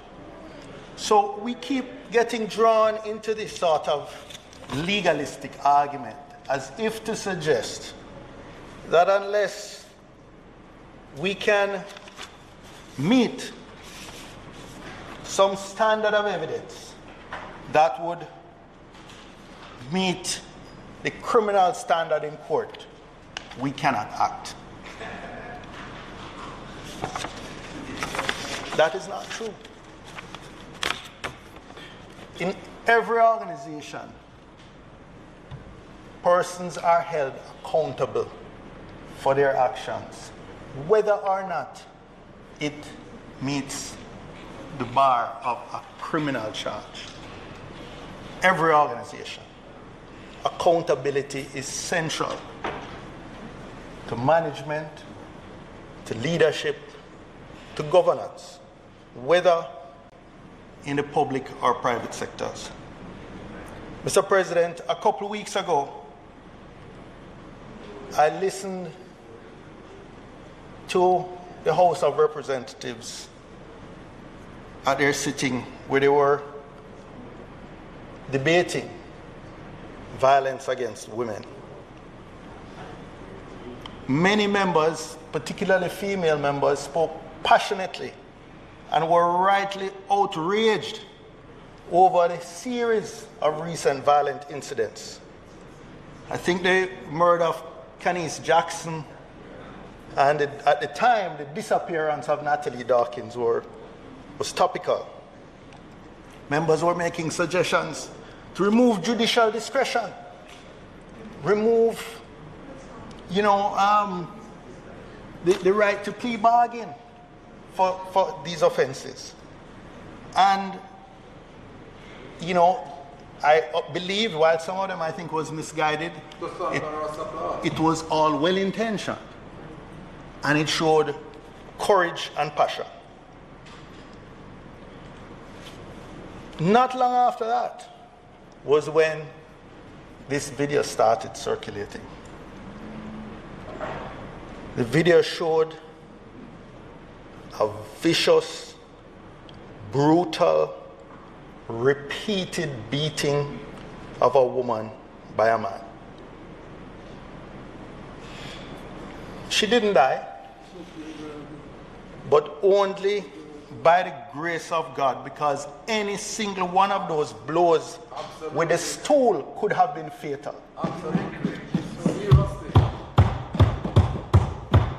Any single one of those blows with that stool could have been fatal. Are we sending the message that only when the woman dies, when the victim dies, is when our outrage rises to a level to act? No, we cannot convict the member in this house of a criminal offense. That's not our job. We are not a court. But we can act. Some say this is speculation. This is speculation that the man repeatedly, viciously, brutally striking the man the woman rather, drawing for a stool, a wooden stool, and repeatedly beating this woman over her upper body, head, shoulders. Wow. Was it in Jamaica? Let me ask, which one of us in this chamber, which one of us in this parliament, if wrongfully identified as that perpetrator, would not immediately deny that it was us? All one of them deny.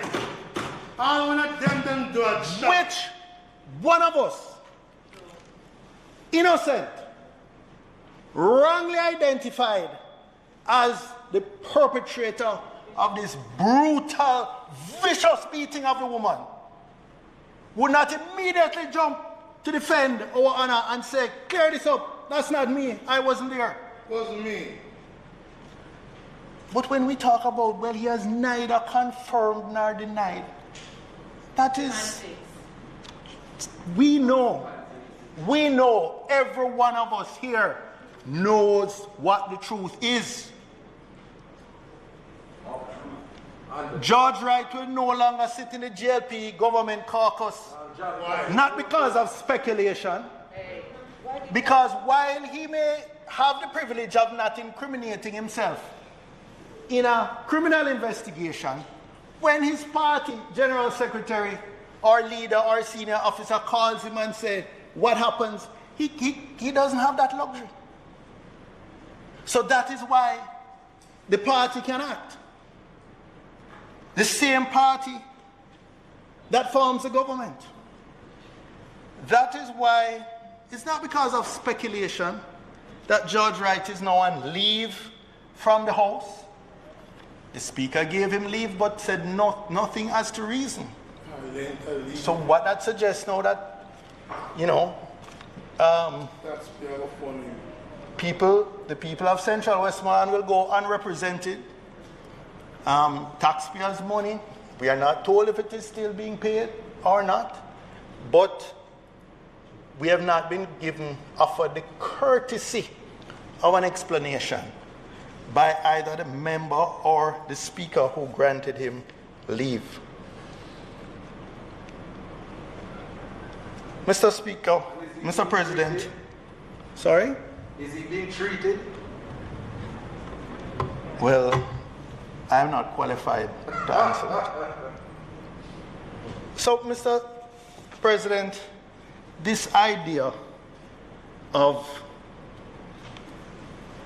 a criminal standard being necessary to condemn the actions, to demand his resignation, if he doesn't provide it for every one of us here to ostracize him when he comes to this house.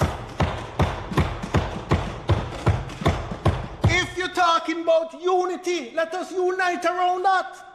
Because he's an embarrassment to every one of us, whichever side he come from. And we must show the courage to act. We must show the courage to act.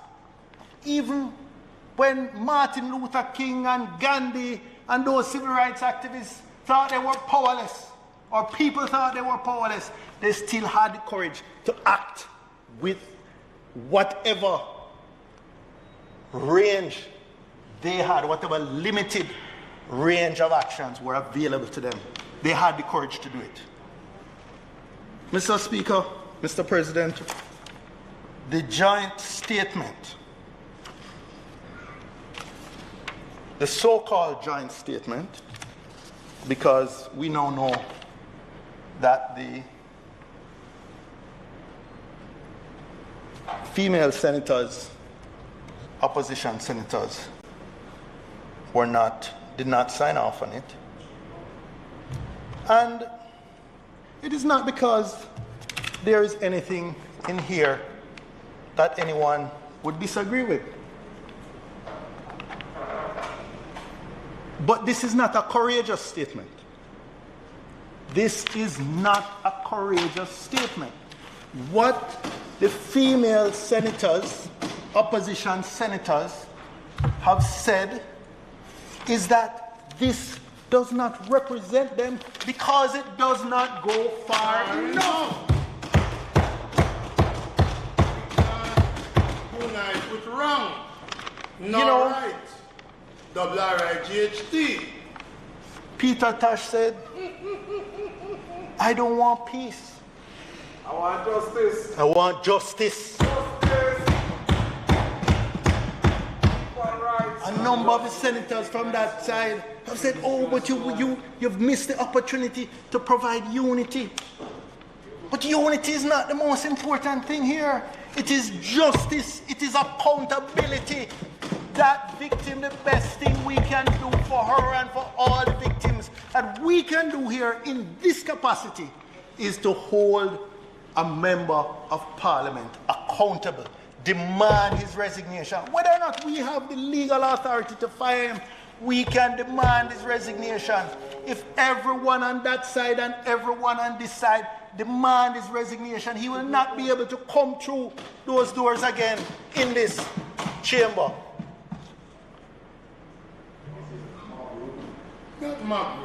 So this, you know, I don't believe in this, you know, okay, let us show some, you know, false sense of unity, make everything nice again. Let's not upset anybody. That's what they told all the civil rights leaders. But they continued to give good trouble. Good trouble. And you know, in holding a member accountable, we're not condemning anybody because everyone has a path to remediation. Everyone has a path to remediation. We're condemning his actions. We're not saying that anybody, even some the most violent criminal, we say the main purpose, we try to rehabilitate them. And it begins with confession. Well, you know, I was raised in a church, Lammy. And you know, for the sacrament of reconciliation, there were 4 elements. The first one was contrition. Contrition. You must be sorry for what you did. And the second one was confession.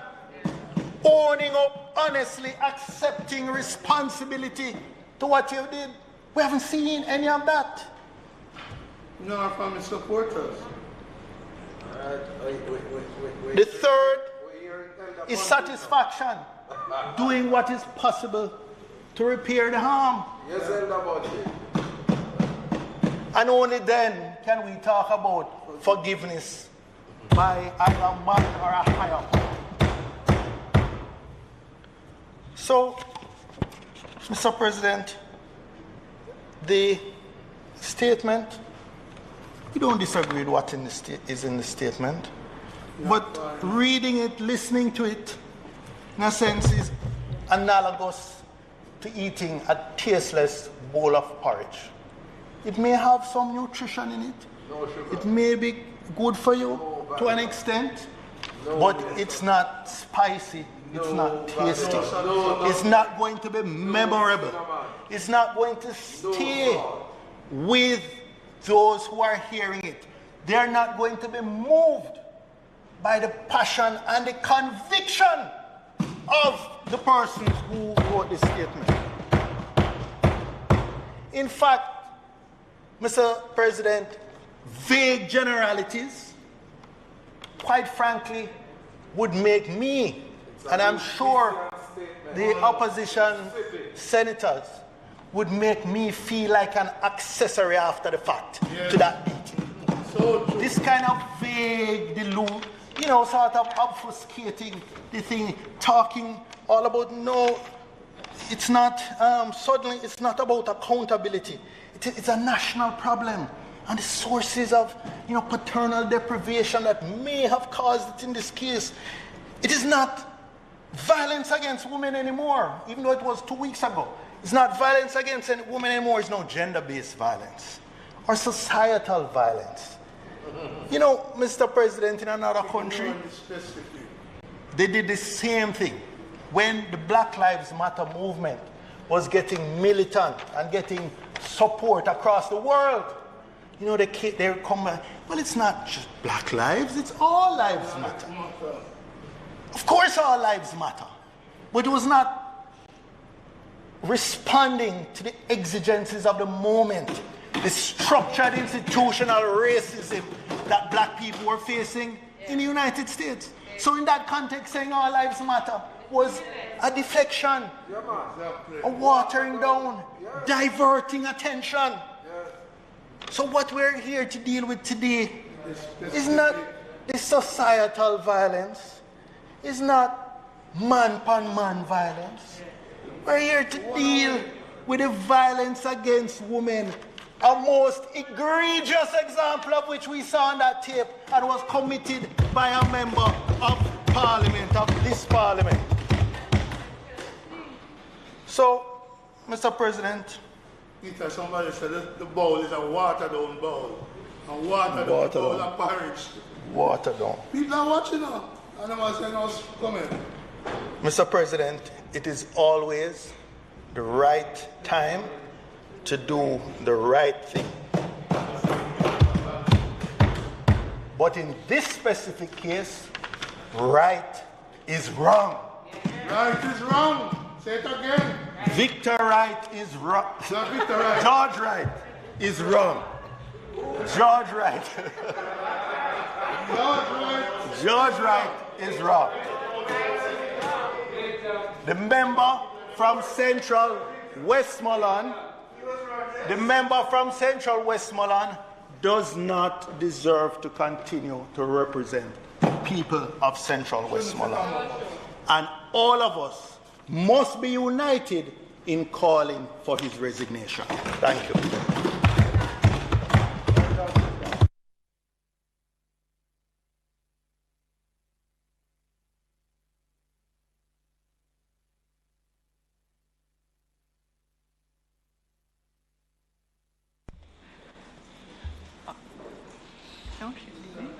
Oh, Mr. President.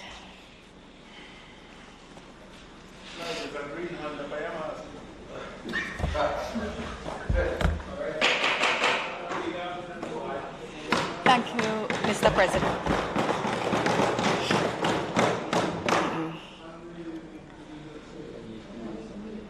Mr. President, I rise because I feel I have to speak, but my heart is full, and to be honest, my mind is kind of racing, because today's engagement here, I think, in some ways, I shouldn't be surprised, but in some ways, I still manage to be.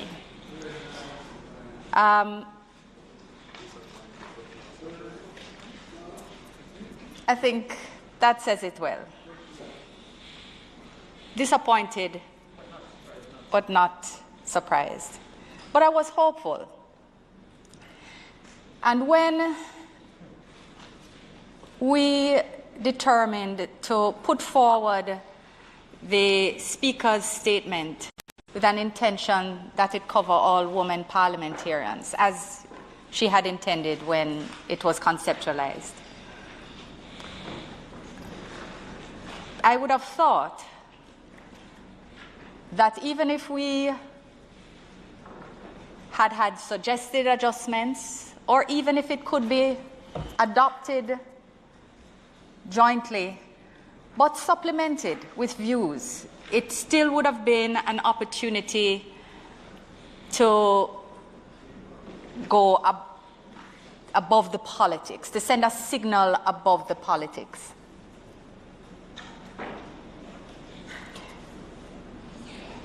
Because certainly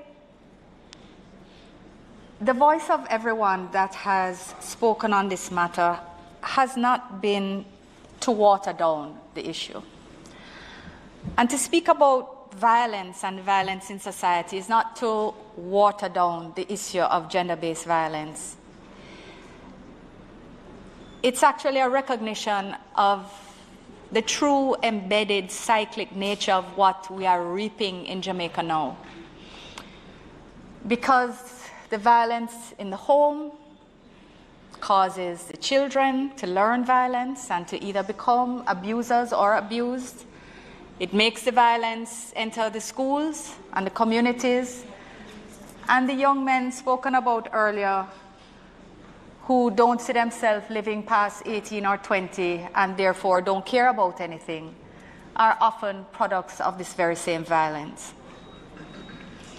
When our colleague speaks about a therapeutic approach, she's speaking about solutions. When our colleague speaks about the pain that families bear, she's speaking about the reality. And when we speak about the need for unity, it's actually a genuine call for us to really sort of take this as a learning point in our society.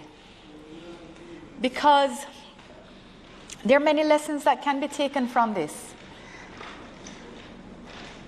But the fact that this is a national issue of grave, endemic, and systemic proportions should be our focus. No headline, no point one, I think,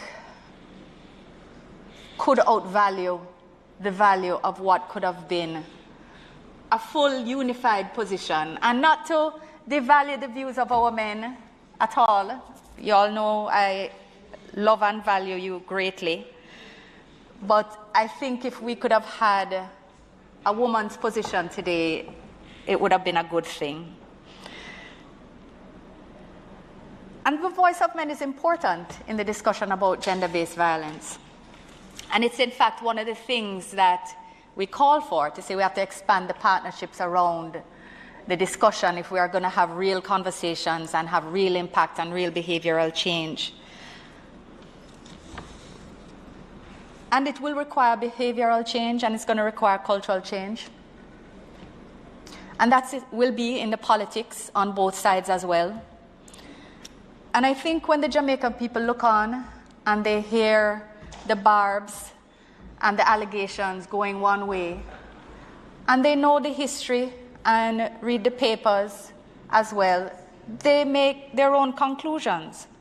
I think Senator Scott Motley spoke earlier about the Jamaican people making their own conclusions, and I believe that as well. And I'm sorry Senator Morris left, because he addressed me specifically and personally. And he spoke to a disappointment in me personally. I know I said my heart is full. Yes. Don't worry about me, Senator. Don't worry about me. I get emotional sometimes watching news because I feel things. You're most kind. No. You're kind, but no. Thank you. The point being, when I hear an argument that this is about, that the only reason we're talking about this issue today is because of a video, the video has brought to light again the issue of violence and the inability to settle disputes. And yes, some of these terms have language now. Intimate partner violence, domestic violence, family violence. These are real terms because they help in us developing programs that allow us to systematically unpack and deal with issues. They're not watering down. They're analyzing and moving forward, because these are things that have been with us for years. And we have to deal with them. Which is why not only am I offended by any attempt to devalue my position or work on this area, and I really wish Senator Morris had remained, because I started here reading, and maybe you can play it back on YouTube for him, Senator Brown, as you have your feed watching as well. The issues that I raised sitting right over there, and it's actually where Senator Scott Motley, where you are sitting now, because they have moved a row. So I was in the second row, one seat in. When I read about the 6 pregnant women murdered in 6 months, and the 8-year-old raped, and the 83-year-old woman beheaded, and the children raped, and the family in Irwin, and the sheer barbaric nature of the violence meted out against our women, and that we've been trying to work on. And when I was on that side, calling on then Minister responsible for gender, Sandra Faulkner, to bring forward the action plan to deal with the elimination of violence against women, and calling for the motion, which, yes, has now finally had a report issued after 3 administrations and 2 joint select committees, that the 4 acts are finally going to be amended.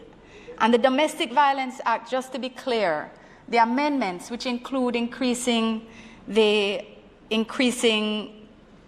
penalty for breaching a protection order, increasing the number of people who can apply for a protection order, because, sometimes the very same victims we're speaking about as not being empowered, now they will be able to have someone apply for the protection order for them. If they can't make it to the police station, someone can apply for them, whether it's someone from the Bureau or the Office of the Children's Advocate or other institutions that have been identified. It will be ensuring that the issue of cyber harassment and pornographic bullying, that these things are dealt with. And those things will be dealt with before the Joint Select Committee, because those are the low-hanging fruit on which, you will recall, the Joint Select Committee was quite clear these things can be done now. So expanding the protection immediately and then moving to a broader review. But these things that were things that we saw were needed then, and they have taken a long time to get done. The legislative process is too slow. The consultation was important, but to my mind, it was too slow. But we have been doing the work that is necessary to actually effect change, although, again, these are deeply intractable problems. So the impact takes time. But we are, not only have we built a new shelter and are working on 2 more so that there is a place for women to go when they have nowhere else, so they can escape, so that they can get the training and the economic empowerment so that they can re-enter society, and so that they can take their children with them, because some women stay because they don't have anywhere to take the children with them, because the NGO-run shelter that we have in Jamaica, that the only one that existed before the new national shelter, didn't have space to accommodate children. We are changing the configuration of the police stations so that they can accommodate these types of sensitive allegations. We're training police at all levels in numbers never seen before about how to deal with these matters so that they can be appropriately dealt with, victims counseled and empowered to bring actions against their abusers.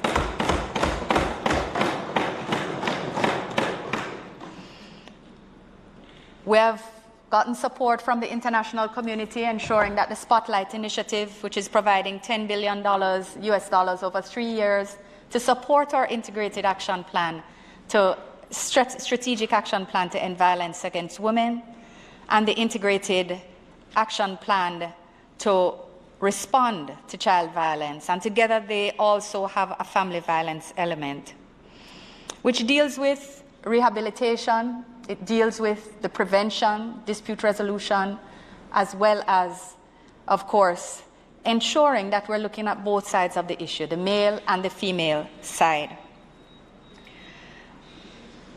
But the work is what is important, Mr. President. It is the work, to me, that always remains important.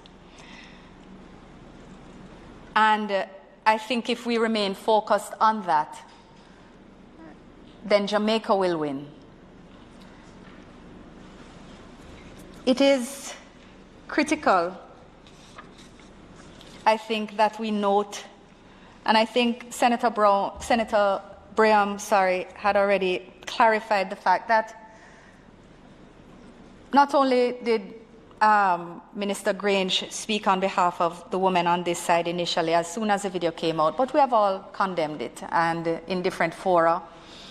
But to focus on the video, to me, is just to miss the point. It is a point, and it's important, especially because it has brought all this national attention to the issue. And to my mind, what's important is to use and leverage the attention for good, and not for headlines, but to actually focus on the attention, on the issue at hand, which is to tell victims that, listen, you can get support. You can, there are places to go. You can change how your life goes forward. You can, when you are in the bar, tell your brethren, listen, this is not for gusto. This is not how you deal with a woman. It's not how you treat women. We need to start, this is the conversation now for men to think about how it is, as has been said, how boys are raised by men and women. This is these are important issues. And for these matters, for the things which I have just been said to be called foolishness, shows the true heart of the utterance of whoever said that on this issue.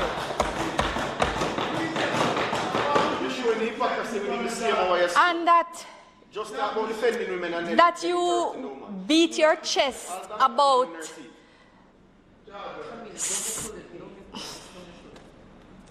ignorant positions. You know,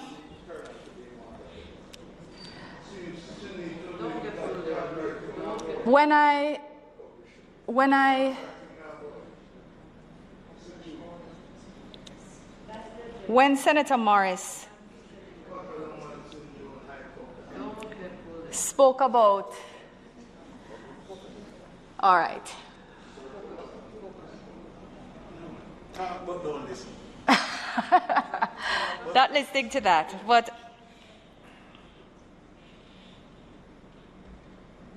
I think about the fact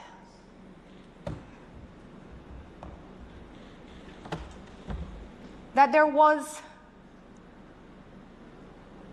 a member, a colleague of yours on that side, who had started to send me harassing emails and who I had to report to the police. And I was even advised to stop running for a period of time. And I reached a point where the issue was now whether to issue a public charge, to go public with it. The police were clear that cybercrime was being committed. It was clear I was in fear, and they recognized it as justifiable. And I decided not to press a charge. I decided not to go public with it either. And it was a struggle, because I said this could be helpful for women to see someone taking an action when they feel vulnerable. And I'm saying, if I feel vulnerable, imagine someone who doesn't have the type of support around me that I do. And then I thought about the politics and the drama, and I didn't. And I didn't. So for whatever other reasons, I didn't. And I don't consider myself a disempowered woman. So the choices that women make in different circumstances, I don't judge. I just recognize that we need more systems in place to support women who need it.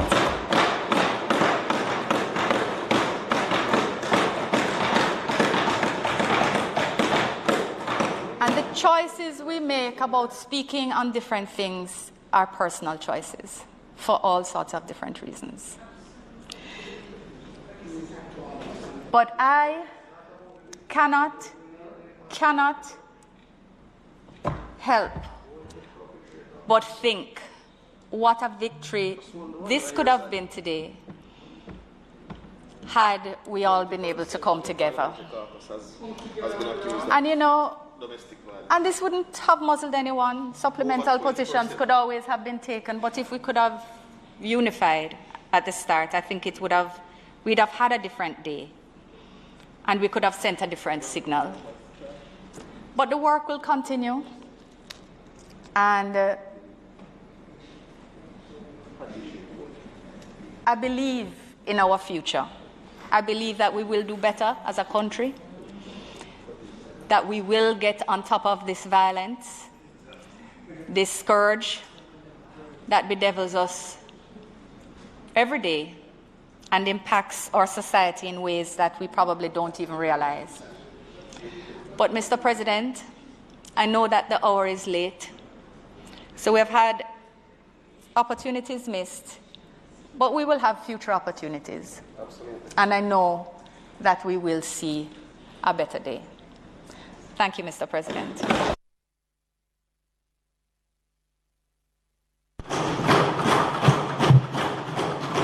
Thank you, Madam Leader. Mr. President, it is not intended to do any further business today. Might I ask that the Senate be adjourned for a date to be fixed? Thank you, Madam Leader. The question is that the Senate be adjourned for a date to be fixed. Those in favor? Aye. Against? This Honourable Senate now stands adjourned.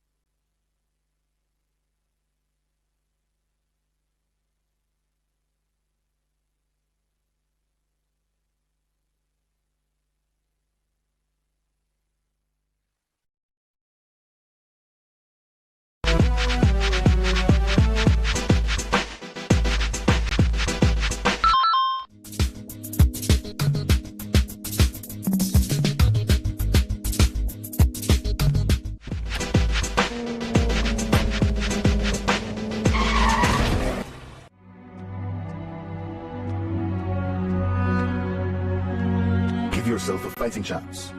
Wear an approved helmet. A message from the Road Safety Unit in the Ministry of Transport and Mining.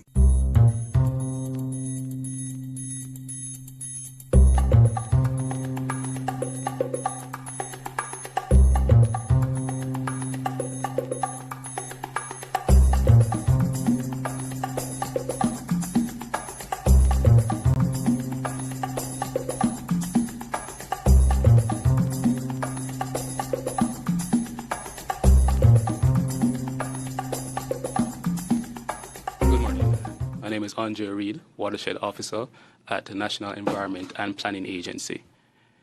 Today we're going to be talking about an output of a wider project. Now, to give some context, the Yallas and Hope River watershed management units are two of the island's most degraded watersheds. At the same time, these two watersheds are like a lifeline for individuals living within the Kingston metropolitan area. Just about 42% of the water that is supplied to the KMA comes from the Yallas and Hope River watershed management units. But at the same time, these two watersheds have been a mainstay in the media. We've seen reports of fires on a yearly basis. We've seen reports of landslides. We saw a major one last year by Garden Town. We've seen reports of logging. All of these activities impact on the watershed's ability to provide these critical services to the Kingston metropolitan area. The Yallas Hope Project, which goes by the long name, the Integrated Management of the Yallas and Hope Rivers Watershed Management Areas Project, recognized the need for targeted intervention within these critical areas.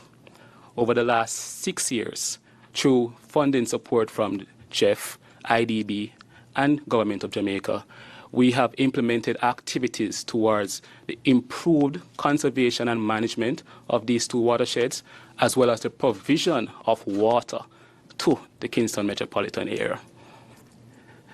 It is through partnerships that we are where we are today. We have recognized through the design of the project that there's a need for integrated approach to watershed management. And as such, the project has entered into partnerships with RADA, who is here with us today, the Forestry Department, NWC, Water Resource Authority, Met Service, Jamaica Conservation and Development Trust, all towards ensuring the conversion of these critical watersheds into a preferred state. Over the years, we have had many successes through partnerships.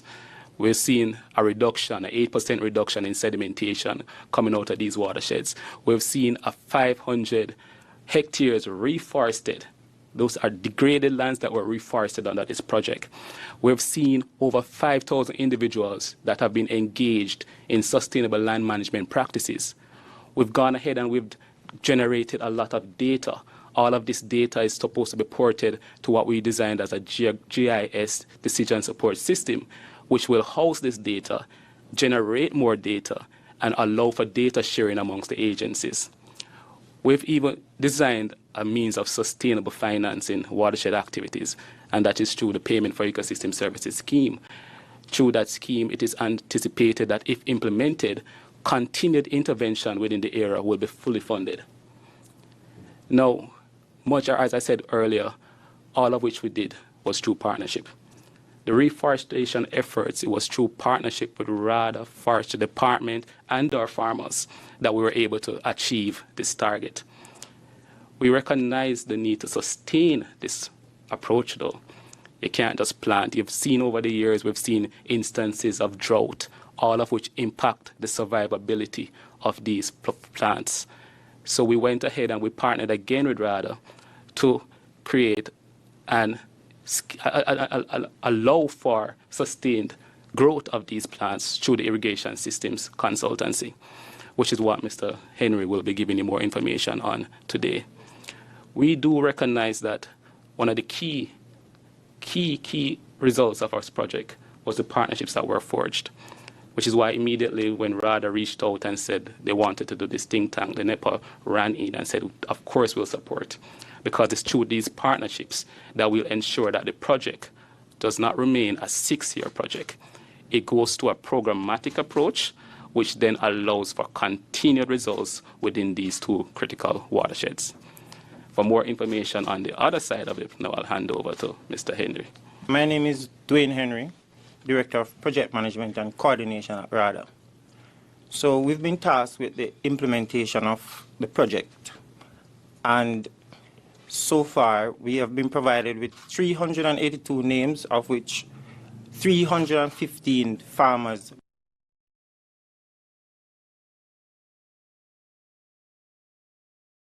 under the project. And these 315 farmers came from some 11 districts in St. Thomas and St. Andrew. So we're talking about districts from Mavis Bank, Content Gap, Freetown, and some other districts in St. Andrew. And then in St. Thomas, we have Richmond Gap, we have Windsor Forest, right? Penline Castle, and which other one? Can I redo that? Can we do that again? Let me just do that again. All right. So from these 11, so let me do that again. Sure. All right. So the beneficiaries came from 11 communities in St. Thomas and St. Andrew, right? And the districts from St. Andrew and Mavis Bank, Content Gap, Freetown, and Hagley Gap. The districts from St. Thomas include Minto, Carrick Hill, Richmond Gap, and Ness Castle and Penline Castle. All right? So the project has two deliverables, really. They are capacity building exercises and the implementation of rainwater harvesting, drip irrigation systems. So for the capacity building section, segment or deliverable, we basically undertook training of the farmers in the construction, in the first place in the construction of rainwater harvesting sheds. We also did some capacity building training in the installation of the drip irrigation systems. We also did some other capacity building where we try to decentralize the skill sets, because when we enter these communities, we realize that the major skill sets in constructing the rainwater harvesting sheds and the installation of the drip irrigation systems, they were pretty much low in those areas. So we took in experts that we've worked with, that RADA has worked with over the country to shore up those exercises. So we brought in able members of the farmer groupings, right? And we trained those farmers as a TOT exercise, and they were able to build out the systems for us under the supervision of the RADA officers. Basically, how they benefited really was from two ends. Some farmers, based on the slope, because we know we're dealing with lands that are very steeply sloping, that supply the watershed areas. They are hilly terrains, forested areas, and basically, how the farmers benefited. They benefited from either a combination of the rainwater harvesting shed and water tanks, and the others would have benefited from rainwater harvesting sheds, water tanks, and the irrigation systems. So this benefit would have been as a result of the degree of slope. If the area is gently sloping, because to be able to install drip irrigation system, we have to have a slightly sloping to moderately sloping lands. Anything over that, then the holding wouldn't be able to accommodate the drip irrigation component. So they benefited from either the water tank and the rainwater harvesting shed, and then you add another component for those holdings who can actually accommodate the drip irrigation systems. All right. So basically, in a nutshell, those were the deliverables under the project.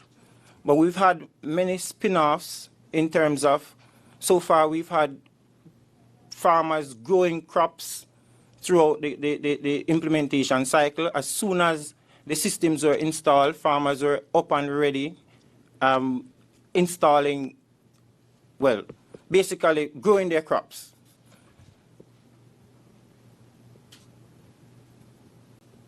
So basically, that's pretty much the implementation stage. just imagine for a second, 42% of the water coming to the KMA is from 2 areas that are critically degraded. And just imagine over the last year, if you're living in the KMA, you would have experienced some lock-offs, some amount of lock-offs. You would experience some amount of reduction in flow. And imagine if these watersheds are continuously degraded, then you're going to see more lock-offs. You're going to see a greater reduction in flow. Because, as I said earlier, it represents 42% of the water that we depend on. 42%, a lot of persons back in the day would say, oh, that's not even 50%. But we have seen the context within the KMA, and we've seen what 42%, like sometimes you would wish for 42% more water in your pipes. I know that the NWC is actively engaged in ensuring the continued supply, but we as conservationists, we as watershed practitioners have to do our part as well to ensure that the health of these watersheds are maintained so that the flow of water coming into the KMA is also maintained. I'm happy that you mentioned health of the watershed, because my next question had to do with the effort it takes to actually physically maintain a watershed, because when you think of a watershed at first, it's this naturally occurring area, correct? Mm-hmm. And you'd expect it to just be within itself, almost like a mountain. Yeah. It's fine, but what would we need to add to that picture to improve the actual stability and maintenance of a watershed that it's supposed to be existing on its own and okay? I noticed you mentioned fires and landslides. Yes. How do those things even happen? All right, so you have to put it in the context. Okay. So we have 26 watershed management units across the island. Whatever we do, we have to do it based on the data that is available. So it's a data-driven approach to watershed management. Within the Yellows and Hope, as earlier alluded to by Mr. Henry, you have very steep slopes. And by virtue of the rocks that are there, you find that these rocks are less stable because of their age. So they are more susceptible to weathering. So you'll find that because of that, and the clear cutting of some of these areas over the years, because you had the clear cutting based on the farmers' input. Some of the times you had clear cutting as a result of some of the mass movement or landslides that take place. You have all of that vegetation be removed, which then reduces the ability of the natural vegetation, as you would say, to hold back the soil. Now, when all of that takes place and all of that sediment goes into our water systems, the system becomes sediment entrained, and all of this sediment impacts the ability of the NWC to take off the water. So you'd find that in areas or at times when you have that large amount of sediments coming into the system, the NWC has to look towards closing off the intakes. So when you close off the intakes, yes, we do have the reservoir that has some water, but then you're kind of crippling the system. So you'd want that continued flow. And yes, you would have the reservoir as a backup, but that continued flow would ensure that water is within our pipes at all times. Now, if you look at the management of these watersheds, as I said, you have to look at the data. So in this era, the approach was to look at sustainable land management practices, teaching our farmers how to farm along these these steep areas. So when you're farming along the steep areas, there are some practices such as the contouring of the land, or you can use Mr. Henry will give you all of them some A-frames, so you allow you to plant along the contour. You try to put up some barriers to hold back the sediments. So you're holding back the sediments to prevent it from entering the riverine system, which then hampers us downstream. Would this be similar to like the step system that you'd see done like when you're driving along the highway? Terracing, yes. Yeah. Okay. Yeah. All right. You mentioned clear cutting just now. I just wanted to clarify really quickly. That's something that happens by man-made and natural processing? Yes, so for example, you can lose vegetation as a result of a land slippage. But the main reason that we're losing vegetation is because you have persons who go in, trying to eke out a living, and you decide that you want to clear down some of what you look at as probably wood or just some bush. You're trying to clear that down so that you can eke out a living. Because the last time I came, I mentioned the socio-economic conditions in these areas. So you have persons up there that are really trying to survive on $20,000 a month, $20,000. So yes, there are some pressures, and it's always good as watershed practitioners to look at all the pressures. So you cannot just be focused on what the data is suggesting in terms of what we need to improve the watershed condition, but why was it stressed in the first place? So those are the socioeconomic considerations that have to be taken into consideration. So it's not easy to look at a farmer and say, well, come off the land. It's better to go in and say, well, here's what you can do to reduce the sediments coming off your land. It will benefit you because you won't have to use as much fertilizers, you won't have to be worrying about the soil loss, and it will benefit us at the lower end of the watershed because we depend on this water to be clean. So a big part of this, a big part of this has to do with sediment control then? Yes, and definitely. I noticed you said that there has, since the start of the project, and this is 2014 that it started. Yes, it is. There has been 8% reduction in sedimentation. Mm-hmm. What does this mean and why is it important? Well, the 8% reduction, if you look at it at the broader level, as I said, in terms of the context of what will be required of, for example, the NWC, we can speak to what we consider to be avoided costs. So if the NWC has to go into the system to remove these sediments, then you'll find that that will come at a cost to the NWC, and these are monies that could be best spent improving the system. Okay, and over the last couple of years, NWC has been moving towards improving their system. So rather than being focused on removing sediments from the system, that money can be diverted elsewhere. So our work actually results in an avoided cost to the NWC.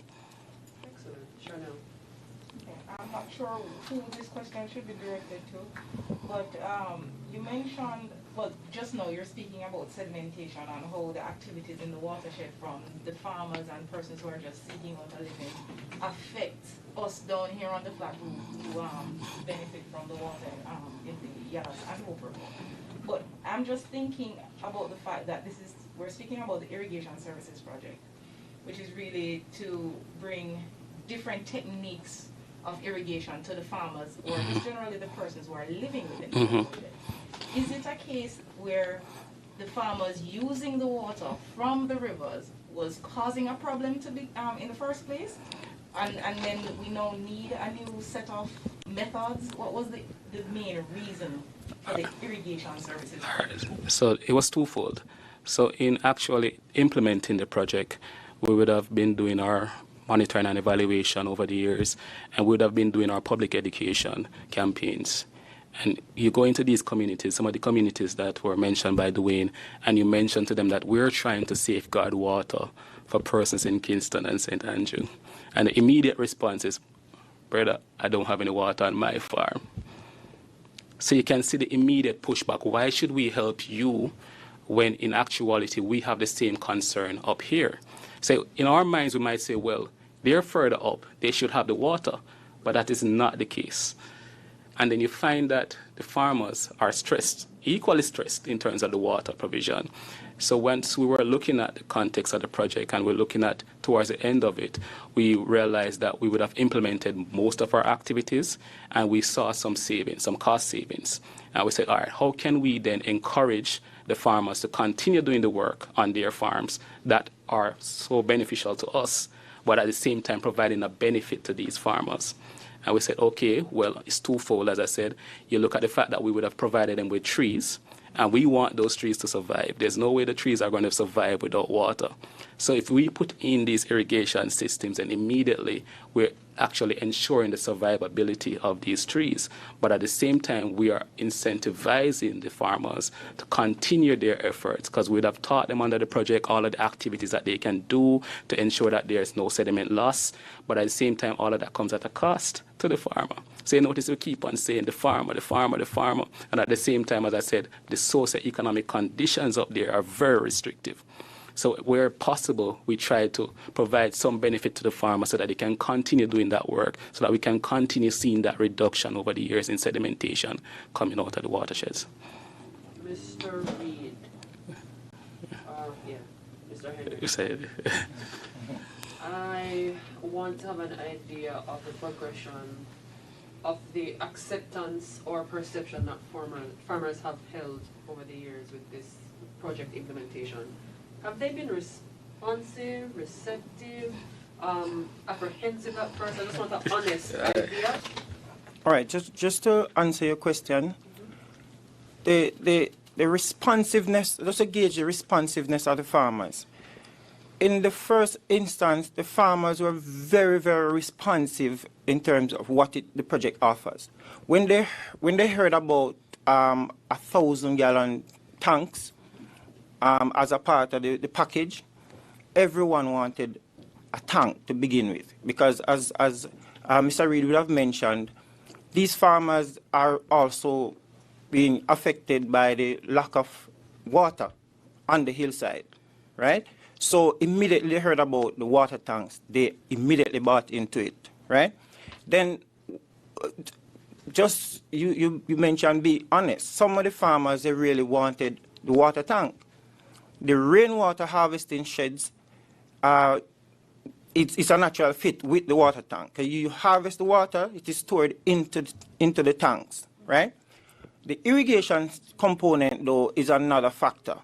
We had to do some convincing to some of the farmers for accepting the drip irrigation system on as is. Some drip irrigation systems are easily managed when they're placed on slight to gentle slopes, right? And therefore, that component of it, we had a problem with farmers being receptive to the installation process, because they had to put in some equity. First, they had to build a tank base to be able to receive the tanks. And then for the irrigation component, they had to bush the plots for us to go in and lay out the irrigation component. So we had some delays in the farmers coming out to bush their plots so that it is ready for us to install. But overall, all of the farmers, we have more farmers who wanted to benefit than the numbers that we could benefit. So there could be a phase 2 of this that will see us reaching a number of other farmers in the areas. Following up on that statement there, can you just quickly tell me if the irrigation, I don't want to say the project, but the project that you are teaching the farmers different irrigation methods, is it a part of the Farmer Field Schools program that RADA has? That's part A. Yes. Let's go with that and then I'll give you part B. Okay. All right, so on a previous component that Mr. Reid would have mentioned before, we use the Farmer Field School methodology, right, to train the farmers in sustainable land management practices. So the irrigation component came after, where we use the Farmer Field School technique to teach them how to stabilize the land to begin with.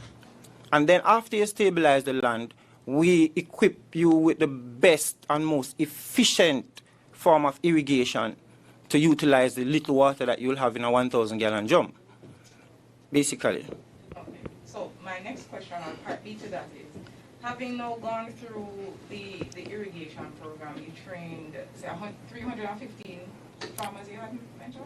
Yes, we trained 315, yes. You trained 315 farmers. Was it a case where you noticed that when you mentioned the different forms of irrigation, these farmers were already aware of it but just didn't know how to implement it, or it was a brand new idea to all of them? No, it's not a brand new idea to all of them. I'll answer you this way. They usually choose different irrigation methods because of how they would have gotten their water to begin with, right? Drip irrigation is it's a high capital. You have to put up some monies to get it done in the first place. But once you buy the system, then it's a matter of maintaining it. So they bought the systems. No, the project bought the systems for them, so they would have actually, they don't have that cost to bear.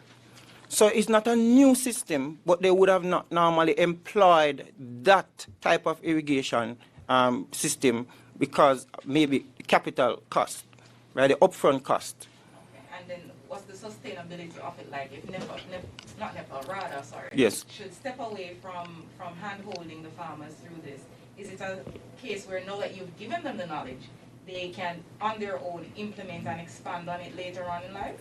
I'm happy you asked that, because what it is that when we did the initial verification and sensitization training, we took an account of the skill sets available in the area, right? And because they would have not normally used this type of irrigation, then the skill sets would have not been in the area as prevalent as we would have wanted to. So we added another component which wasn't in the contract to begin with, but we figured that this would add value. So we invited the lead irrigation technician companies to offer us their expertise in gathering a few of the farmers who are apt to, and we trained them in how to build the rainwater harvesting shed and how to install the system. We also did a one-on-one training for every installation that took place. We did a one-on-one training on basic operation and maintenance of the system. So we would have taught them how to replace a part, how to troubleshoot the system, and therefore the sustainability of it is looking good to us at RADA. What's the original time frame for this program? You said 6 years, is that correct, or is it ongoing? It was 6 years. It actually ended last year. It ended last year. October 2020. What is the plan now?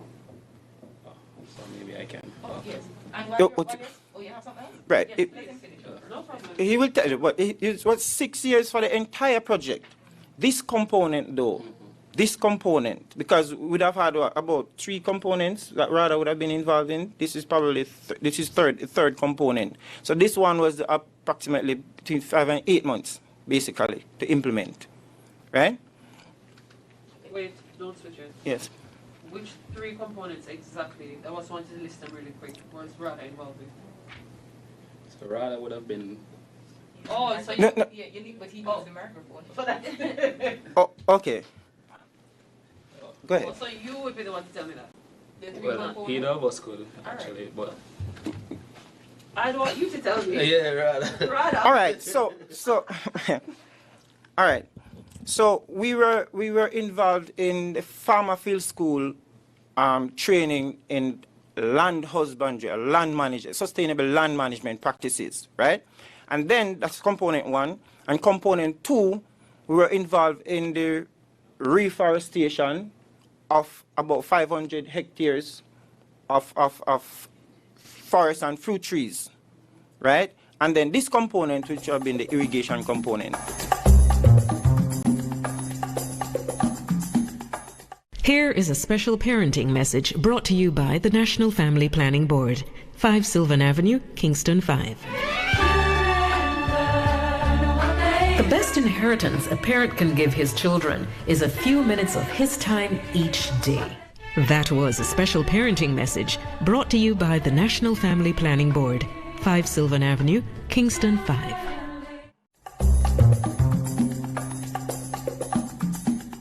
So RADA would have been involved in 3 activities under the project. Activity number 1 is the implementation of a farmer field school capacity building training on sustainable land management practices in the Yellow Hope River management areas. We would have been involved also in the reforestation of about 500 hectares of forest lands with forest trees and fruit trees. And then this third component would have been, the third activity would have been involved with is this irrigation component.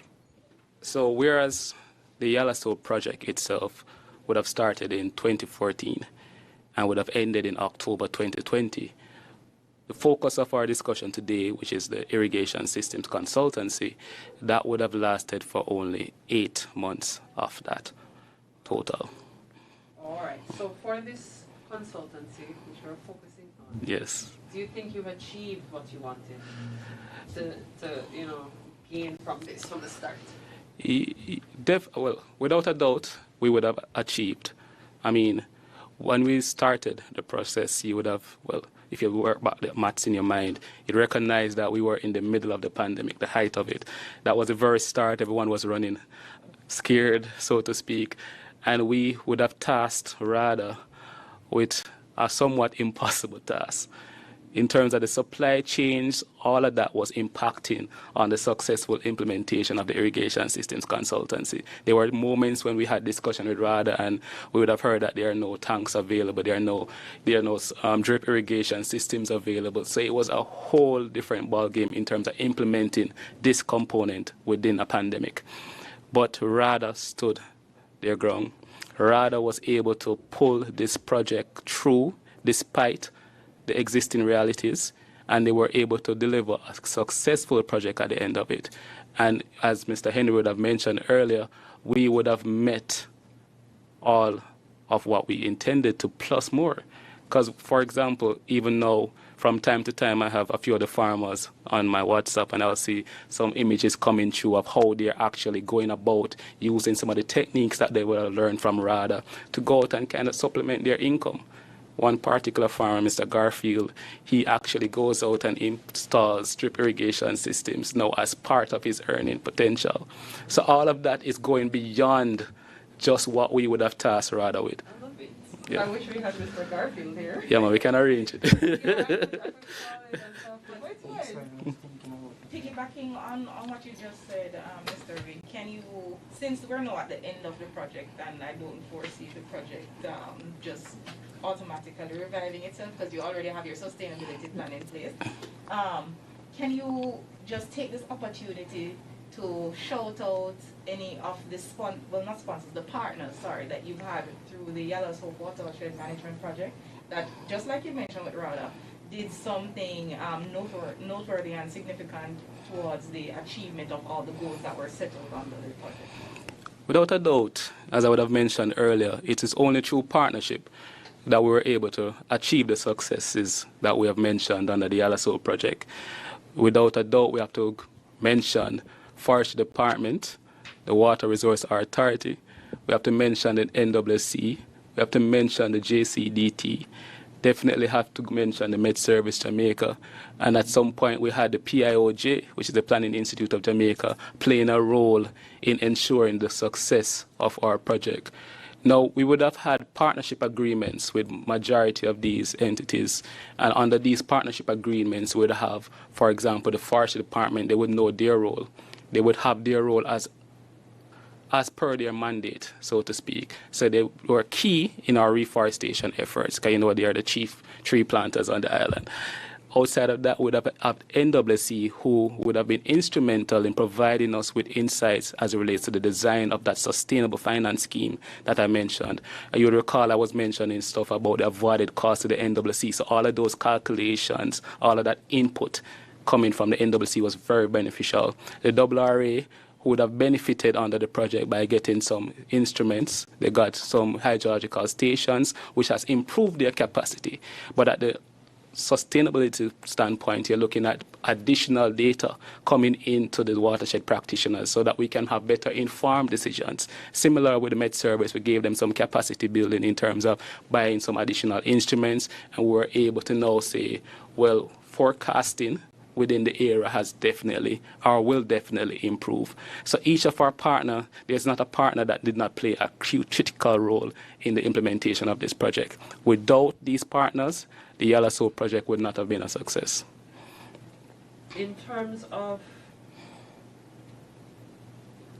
seeing the benefits in the communities, so a lot of them would have been equipped with the skills, and you mentioned Mr. Garfield who can go out and install and stuff.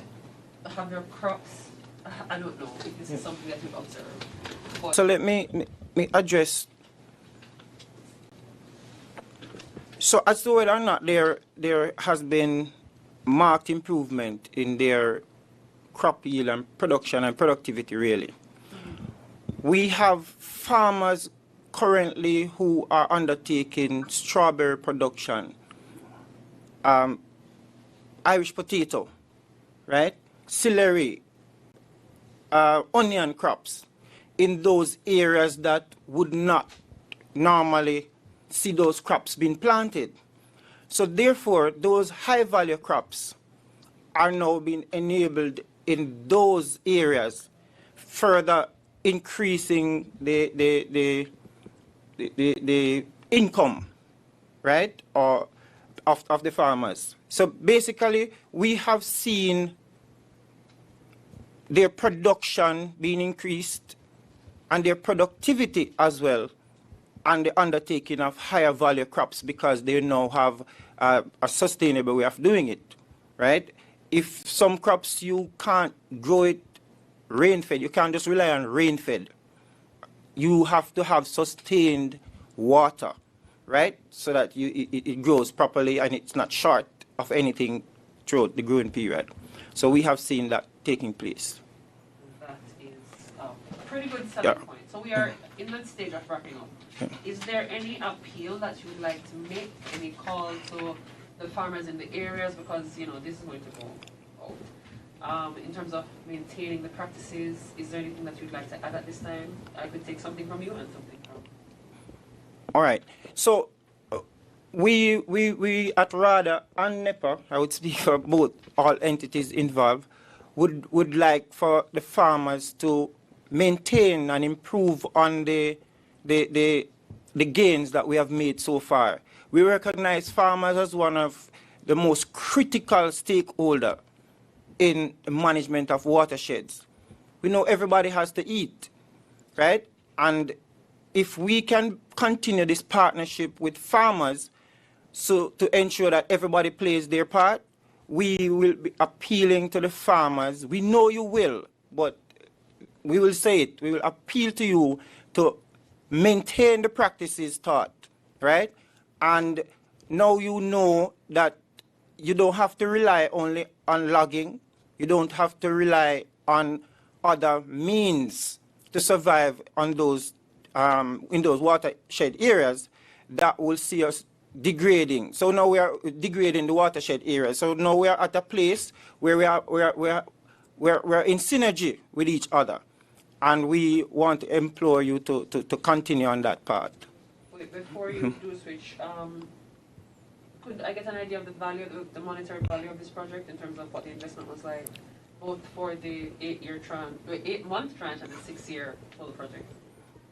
All right, so I will tell you about the 6-month, the 8-month project. So the value of this was $504,000 US dollars, the equivalent of 69 million Jamaican dollars. Okay, great. And this is 8 months over from when to when? 8 months from July of 2020. Wait, July or June? It's June or July? We signed in June, but then the project started in July of 2020. Right. All right, July, and then I'll just do 8 months from there. Okay, thank you. Yes, sure. And Mr. Reed.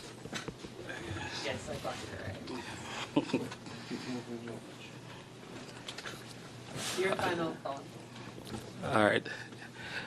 This year, Biodiversity Day is coming up, and the theme for that is we are a part of the solution. Okay. So last year was our solutions are in nature. This year we are a part of the solution. So we recognize the part that the farmers have to play in terms of ensuring the reduction in sedimentation is coming off their farm. We recognize the role that, for example, we in Kingston have to play. We cannot be looking at the hills behind us and just saying, well, bush. We cannot just be looking at it and saying it's not important. When we go up into these areas, we cannot take these areas for granted. They are part of our lifeline. So for this year and the years coming, what I'd want us to focus on is what our contribution should be towards ensuring this continued flow of ecosystem services to the Kingston metropolitan area. Excellent. Yeah. Is it too early to ask? Stop recording. Is it too early to ask how the PES is working, payment for ecosystem services? No, it's not too early. It hasn't been implemented. So, so we're waiting on higher powers to take it up.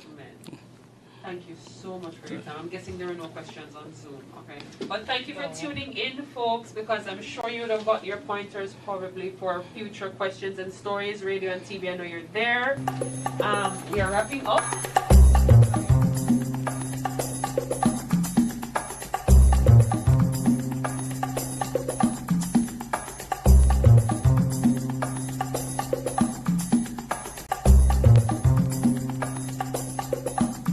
Jamaica is a beautiful place. Our people have a beautiful spirit, but we are too aggressive, and the way we interact with our friends and neighbors, I genuinely believe that we have the capacity to deal with this problem of violence. But it's going to take all of us. It's going to take every organized group of Jamaicans that we fundamentally reject violence. Violence has no place in a modern society.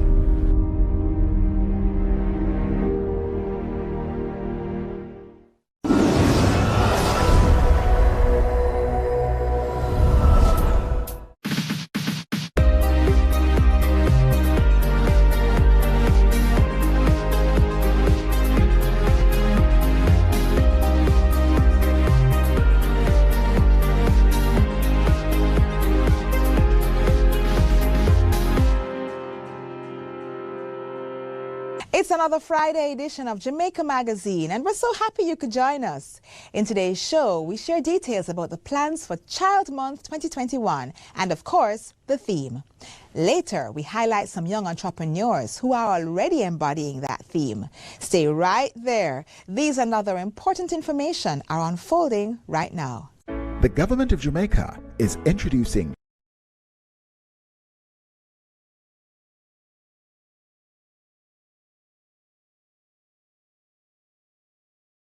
and service standards.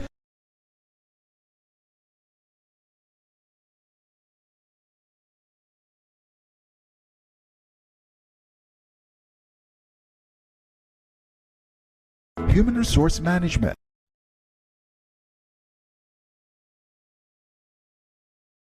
Procurement.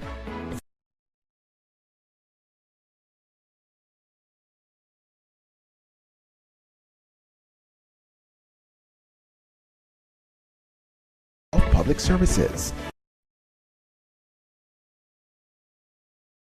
Citizens better. We're building a transformation implementation unit.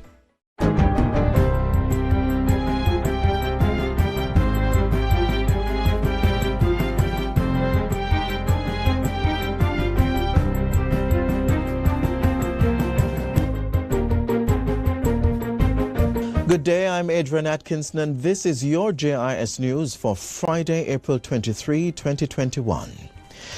Jamaica's fight to manage the COVID-19 pandemic has been strengthened with $11.3 million in support from Canadian government to procure 48 hospital beds. The Canada Fund for Local Initiatives handed over the check to the Ministry of Health and Wellness on Wednesday. Procurement of the beds is to be completed by April 30 and is expected to enhance the health system's capacity to provide effective medical care for persons with COVID-19. High Commissioner of Canada to Jamaica, Emina Tudakovic, says the donation is an extension of Canada's global response and international assistance to developing countries to prevent further spread of the novel coronavirus. Minister of Health and Wellness Dr. Christopher Tufton has expressed gratitude for the donation, pointing out that the success in the fight against the global pandemic requires collaboration and cooperation. 27 Jamaicans who have been stranded in Britain as a result of the ban on flights from that country returned home on Wednesday. Due to COVID-19 controlled entry measures, the individuals will be housed in a government-managed quarantine facility for 14 days. British nationals and residents who had similarly been stranded in Jamaica were able to return to the UK on Thursday.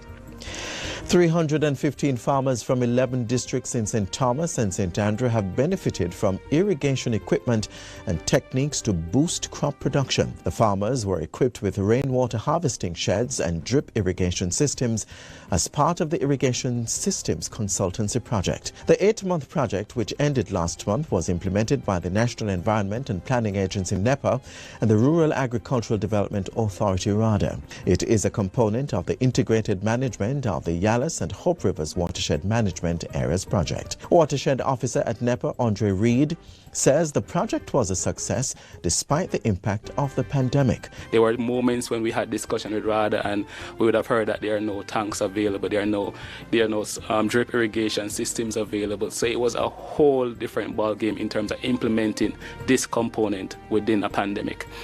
But RADA stood their ground. RADA was able to pull this project through despite the existing realities, and they were able to deliver a successful project at the end of it. Mr. Reid was addressing a JIS think tank session recently. More than 7,000 hospitality workers have been trained as part of a key strategy to reposition the industry amid the global pandemic. The training involved 45 candidates who have taken their examinations for culinary arts certification with the American Culinary Federation. Other workers have been trained in a variety of skill sets such as law, accounting, and supervisory management. The multinational multi-agency initiative is spearheaded by the Jamaica Center for Tourism Innovation, JCTI. This has been made possible through strategic partnership with HEART, with the Universal Service Fund, the National Restaurants Association, and the American Hotel and Lodging Educational Institute. The tourism minister provided details on the initiative during his sectoral presentation in the House of Representatives this week. He indicated that the JCTI was offering middle management certification programs in certified food and beverage executive, certified hospitality housekeeping executive, certified hospitality trainer, and certified hotel concierge. In addition, the first cohort of high school students have completed training in the Hospitality and Tourism Management Program. And finally, the Ministry of Education is currently finalizing a modernization structure for the Jamaica Archives and Records Department, JARD.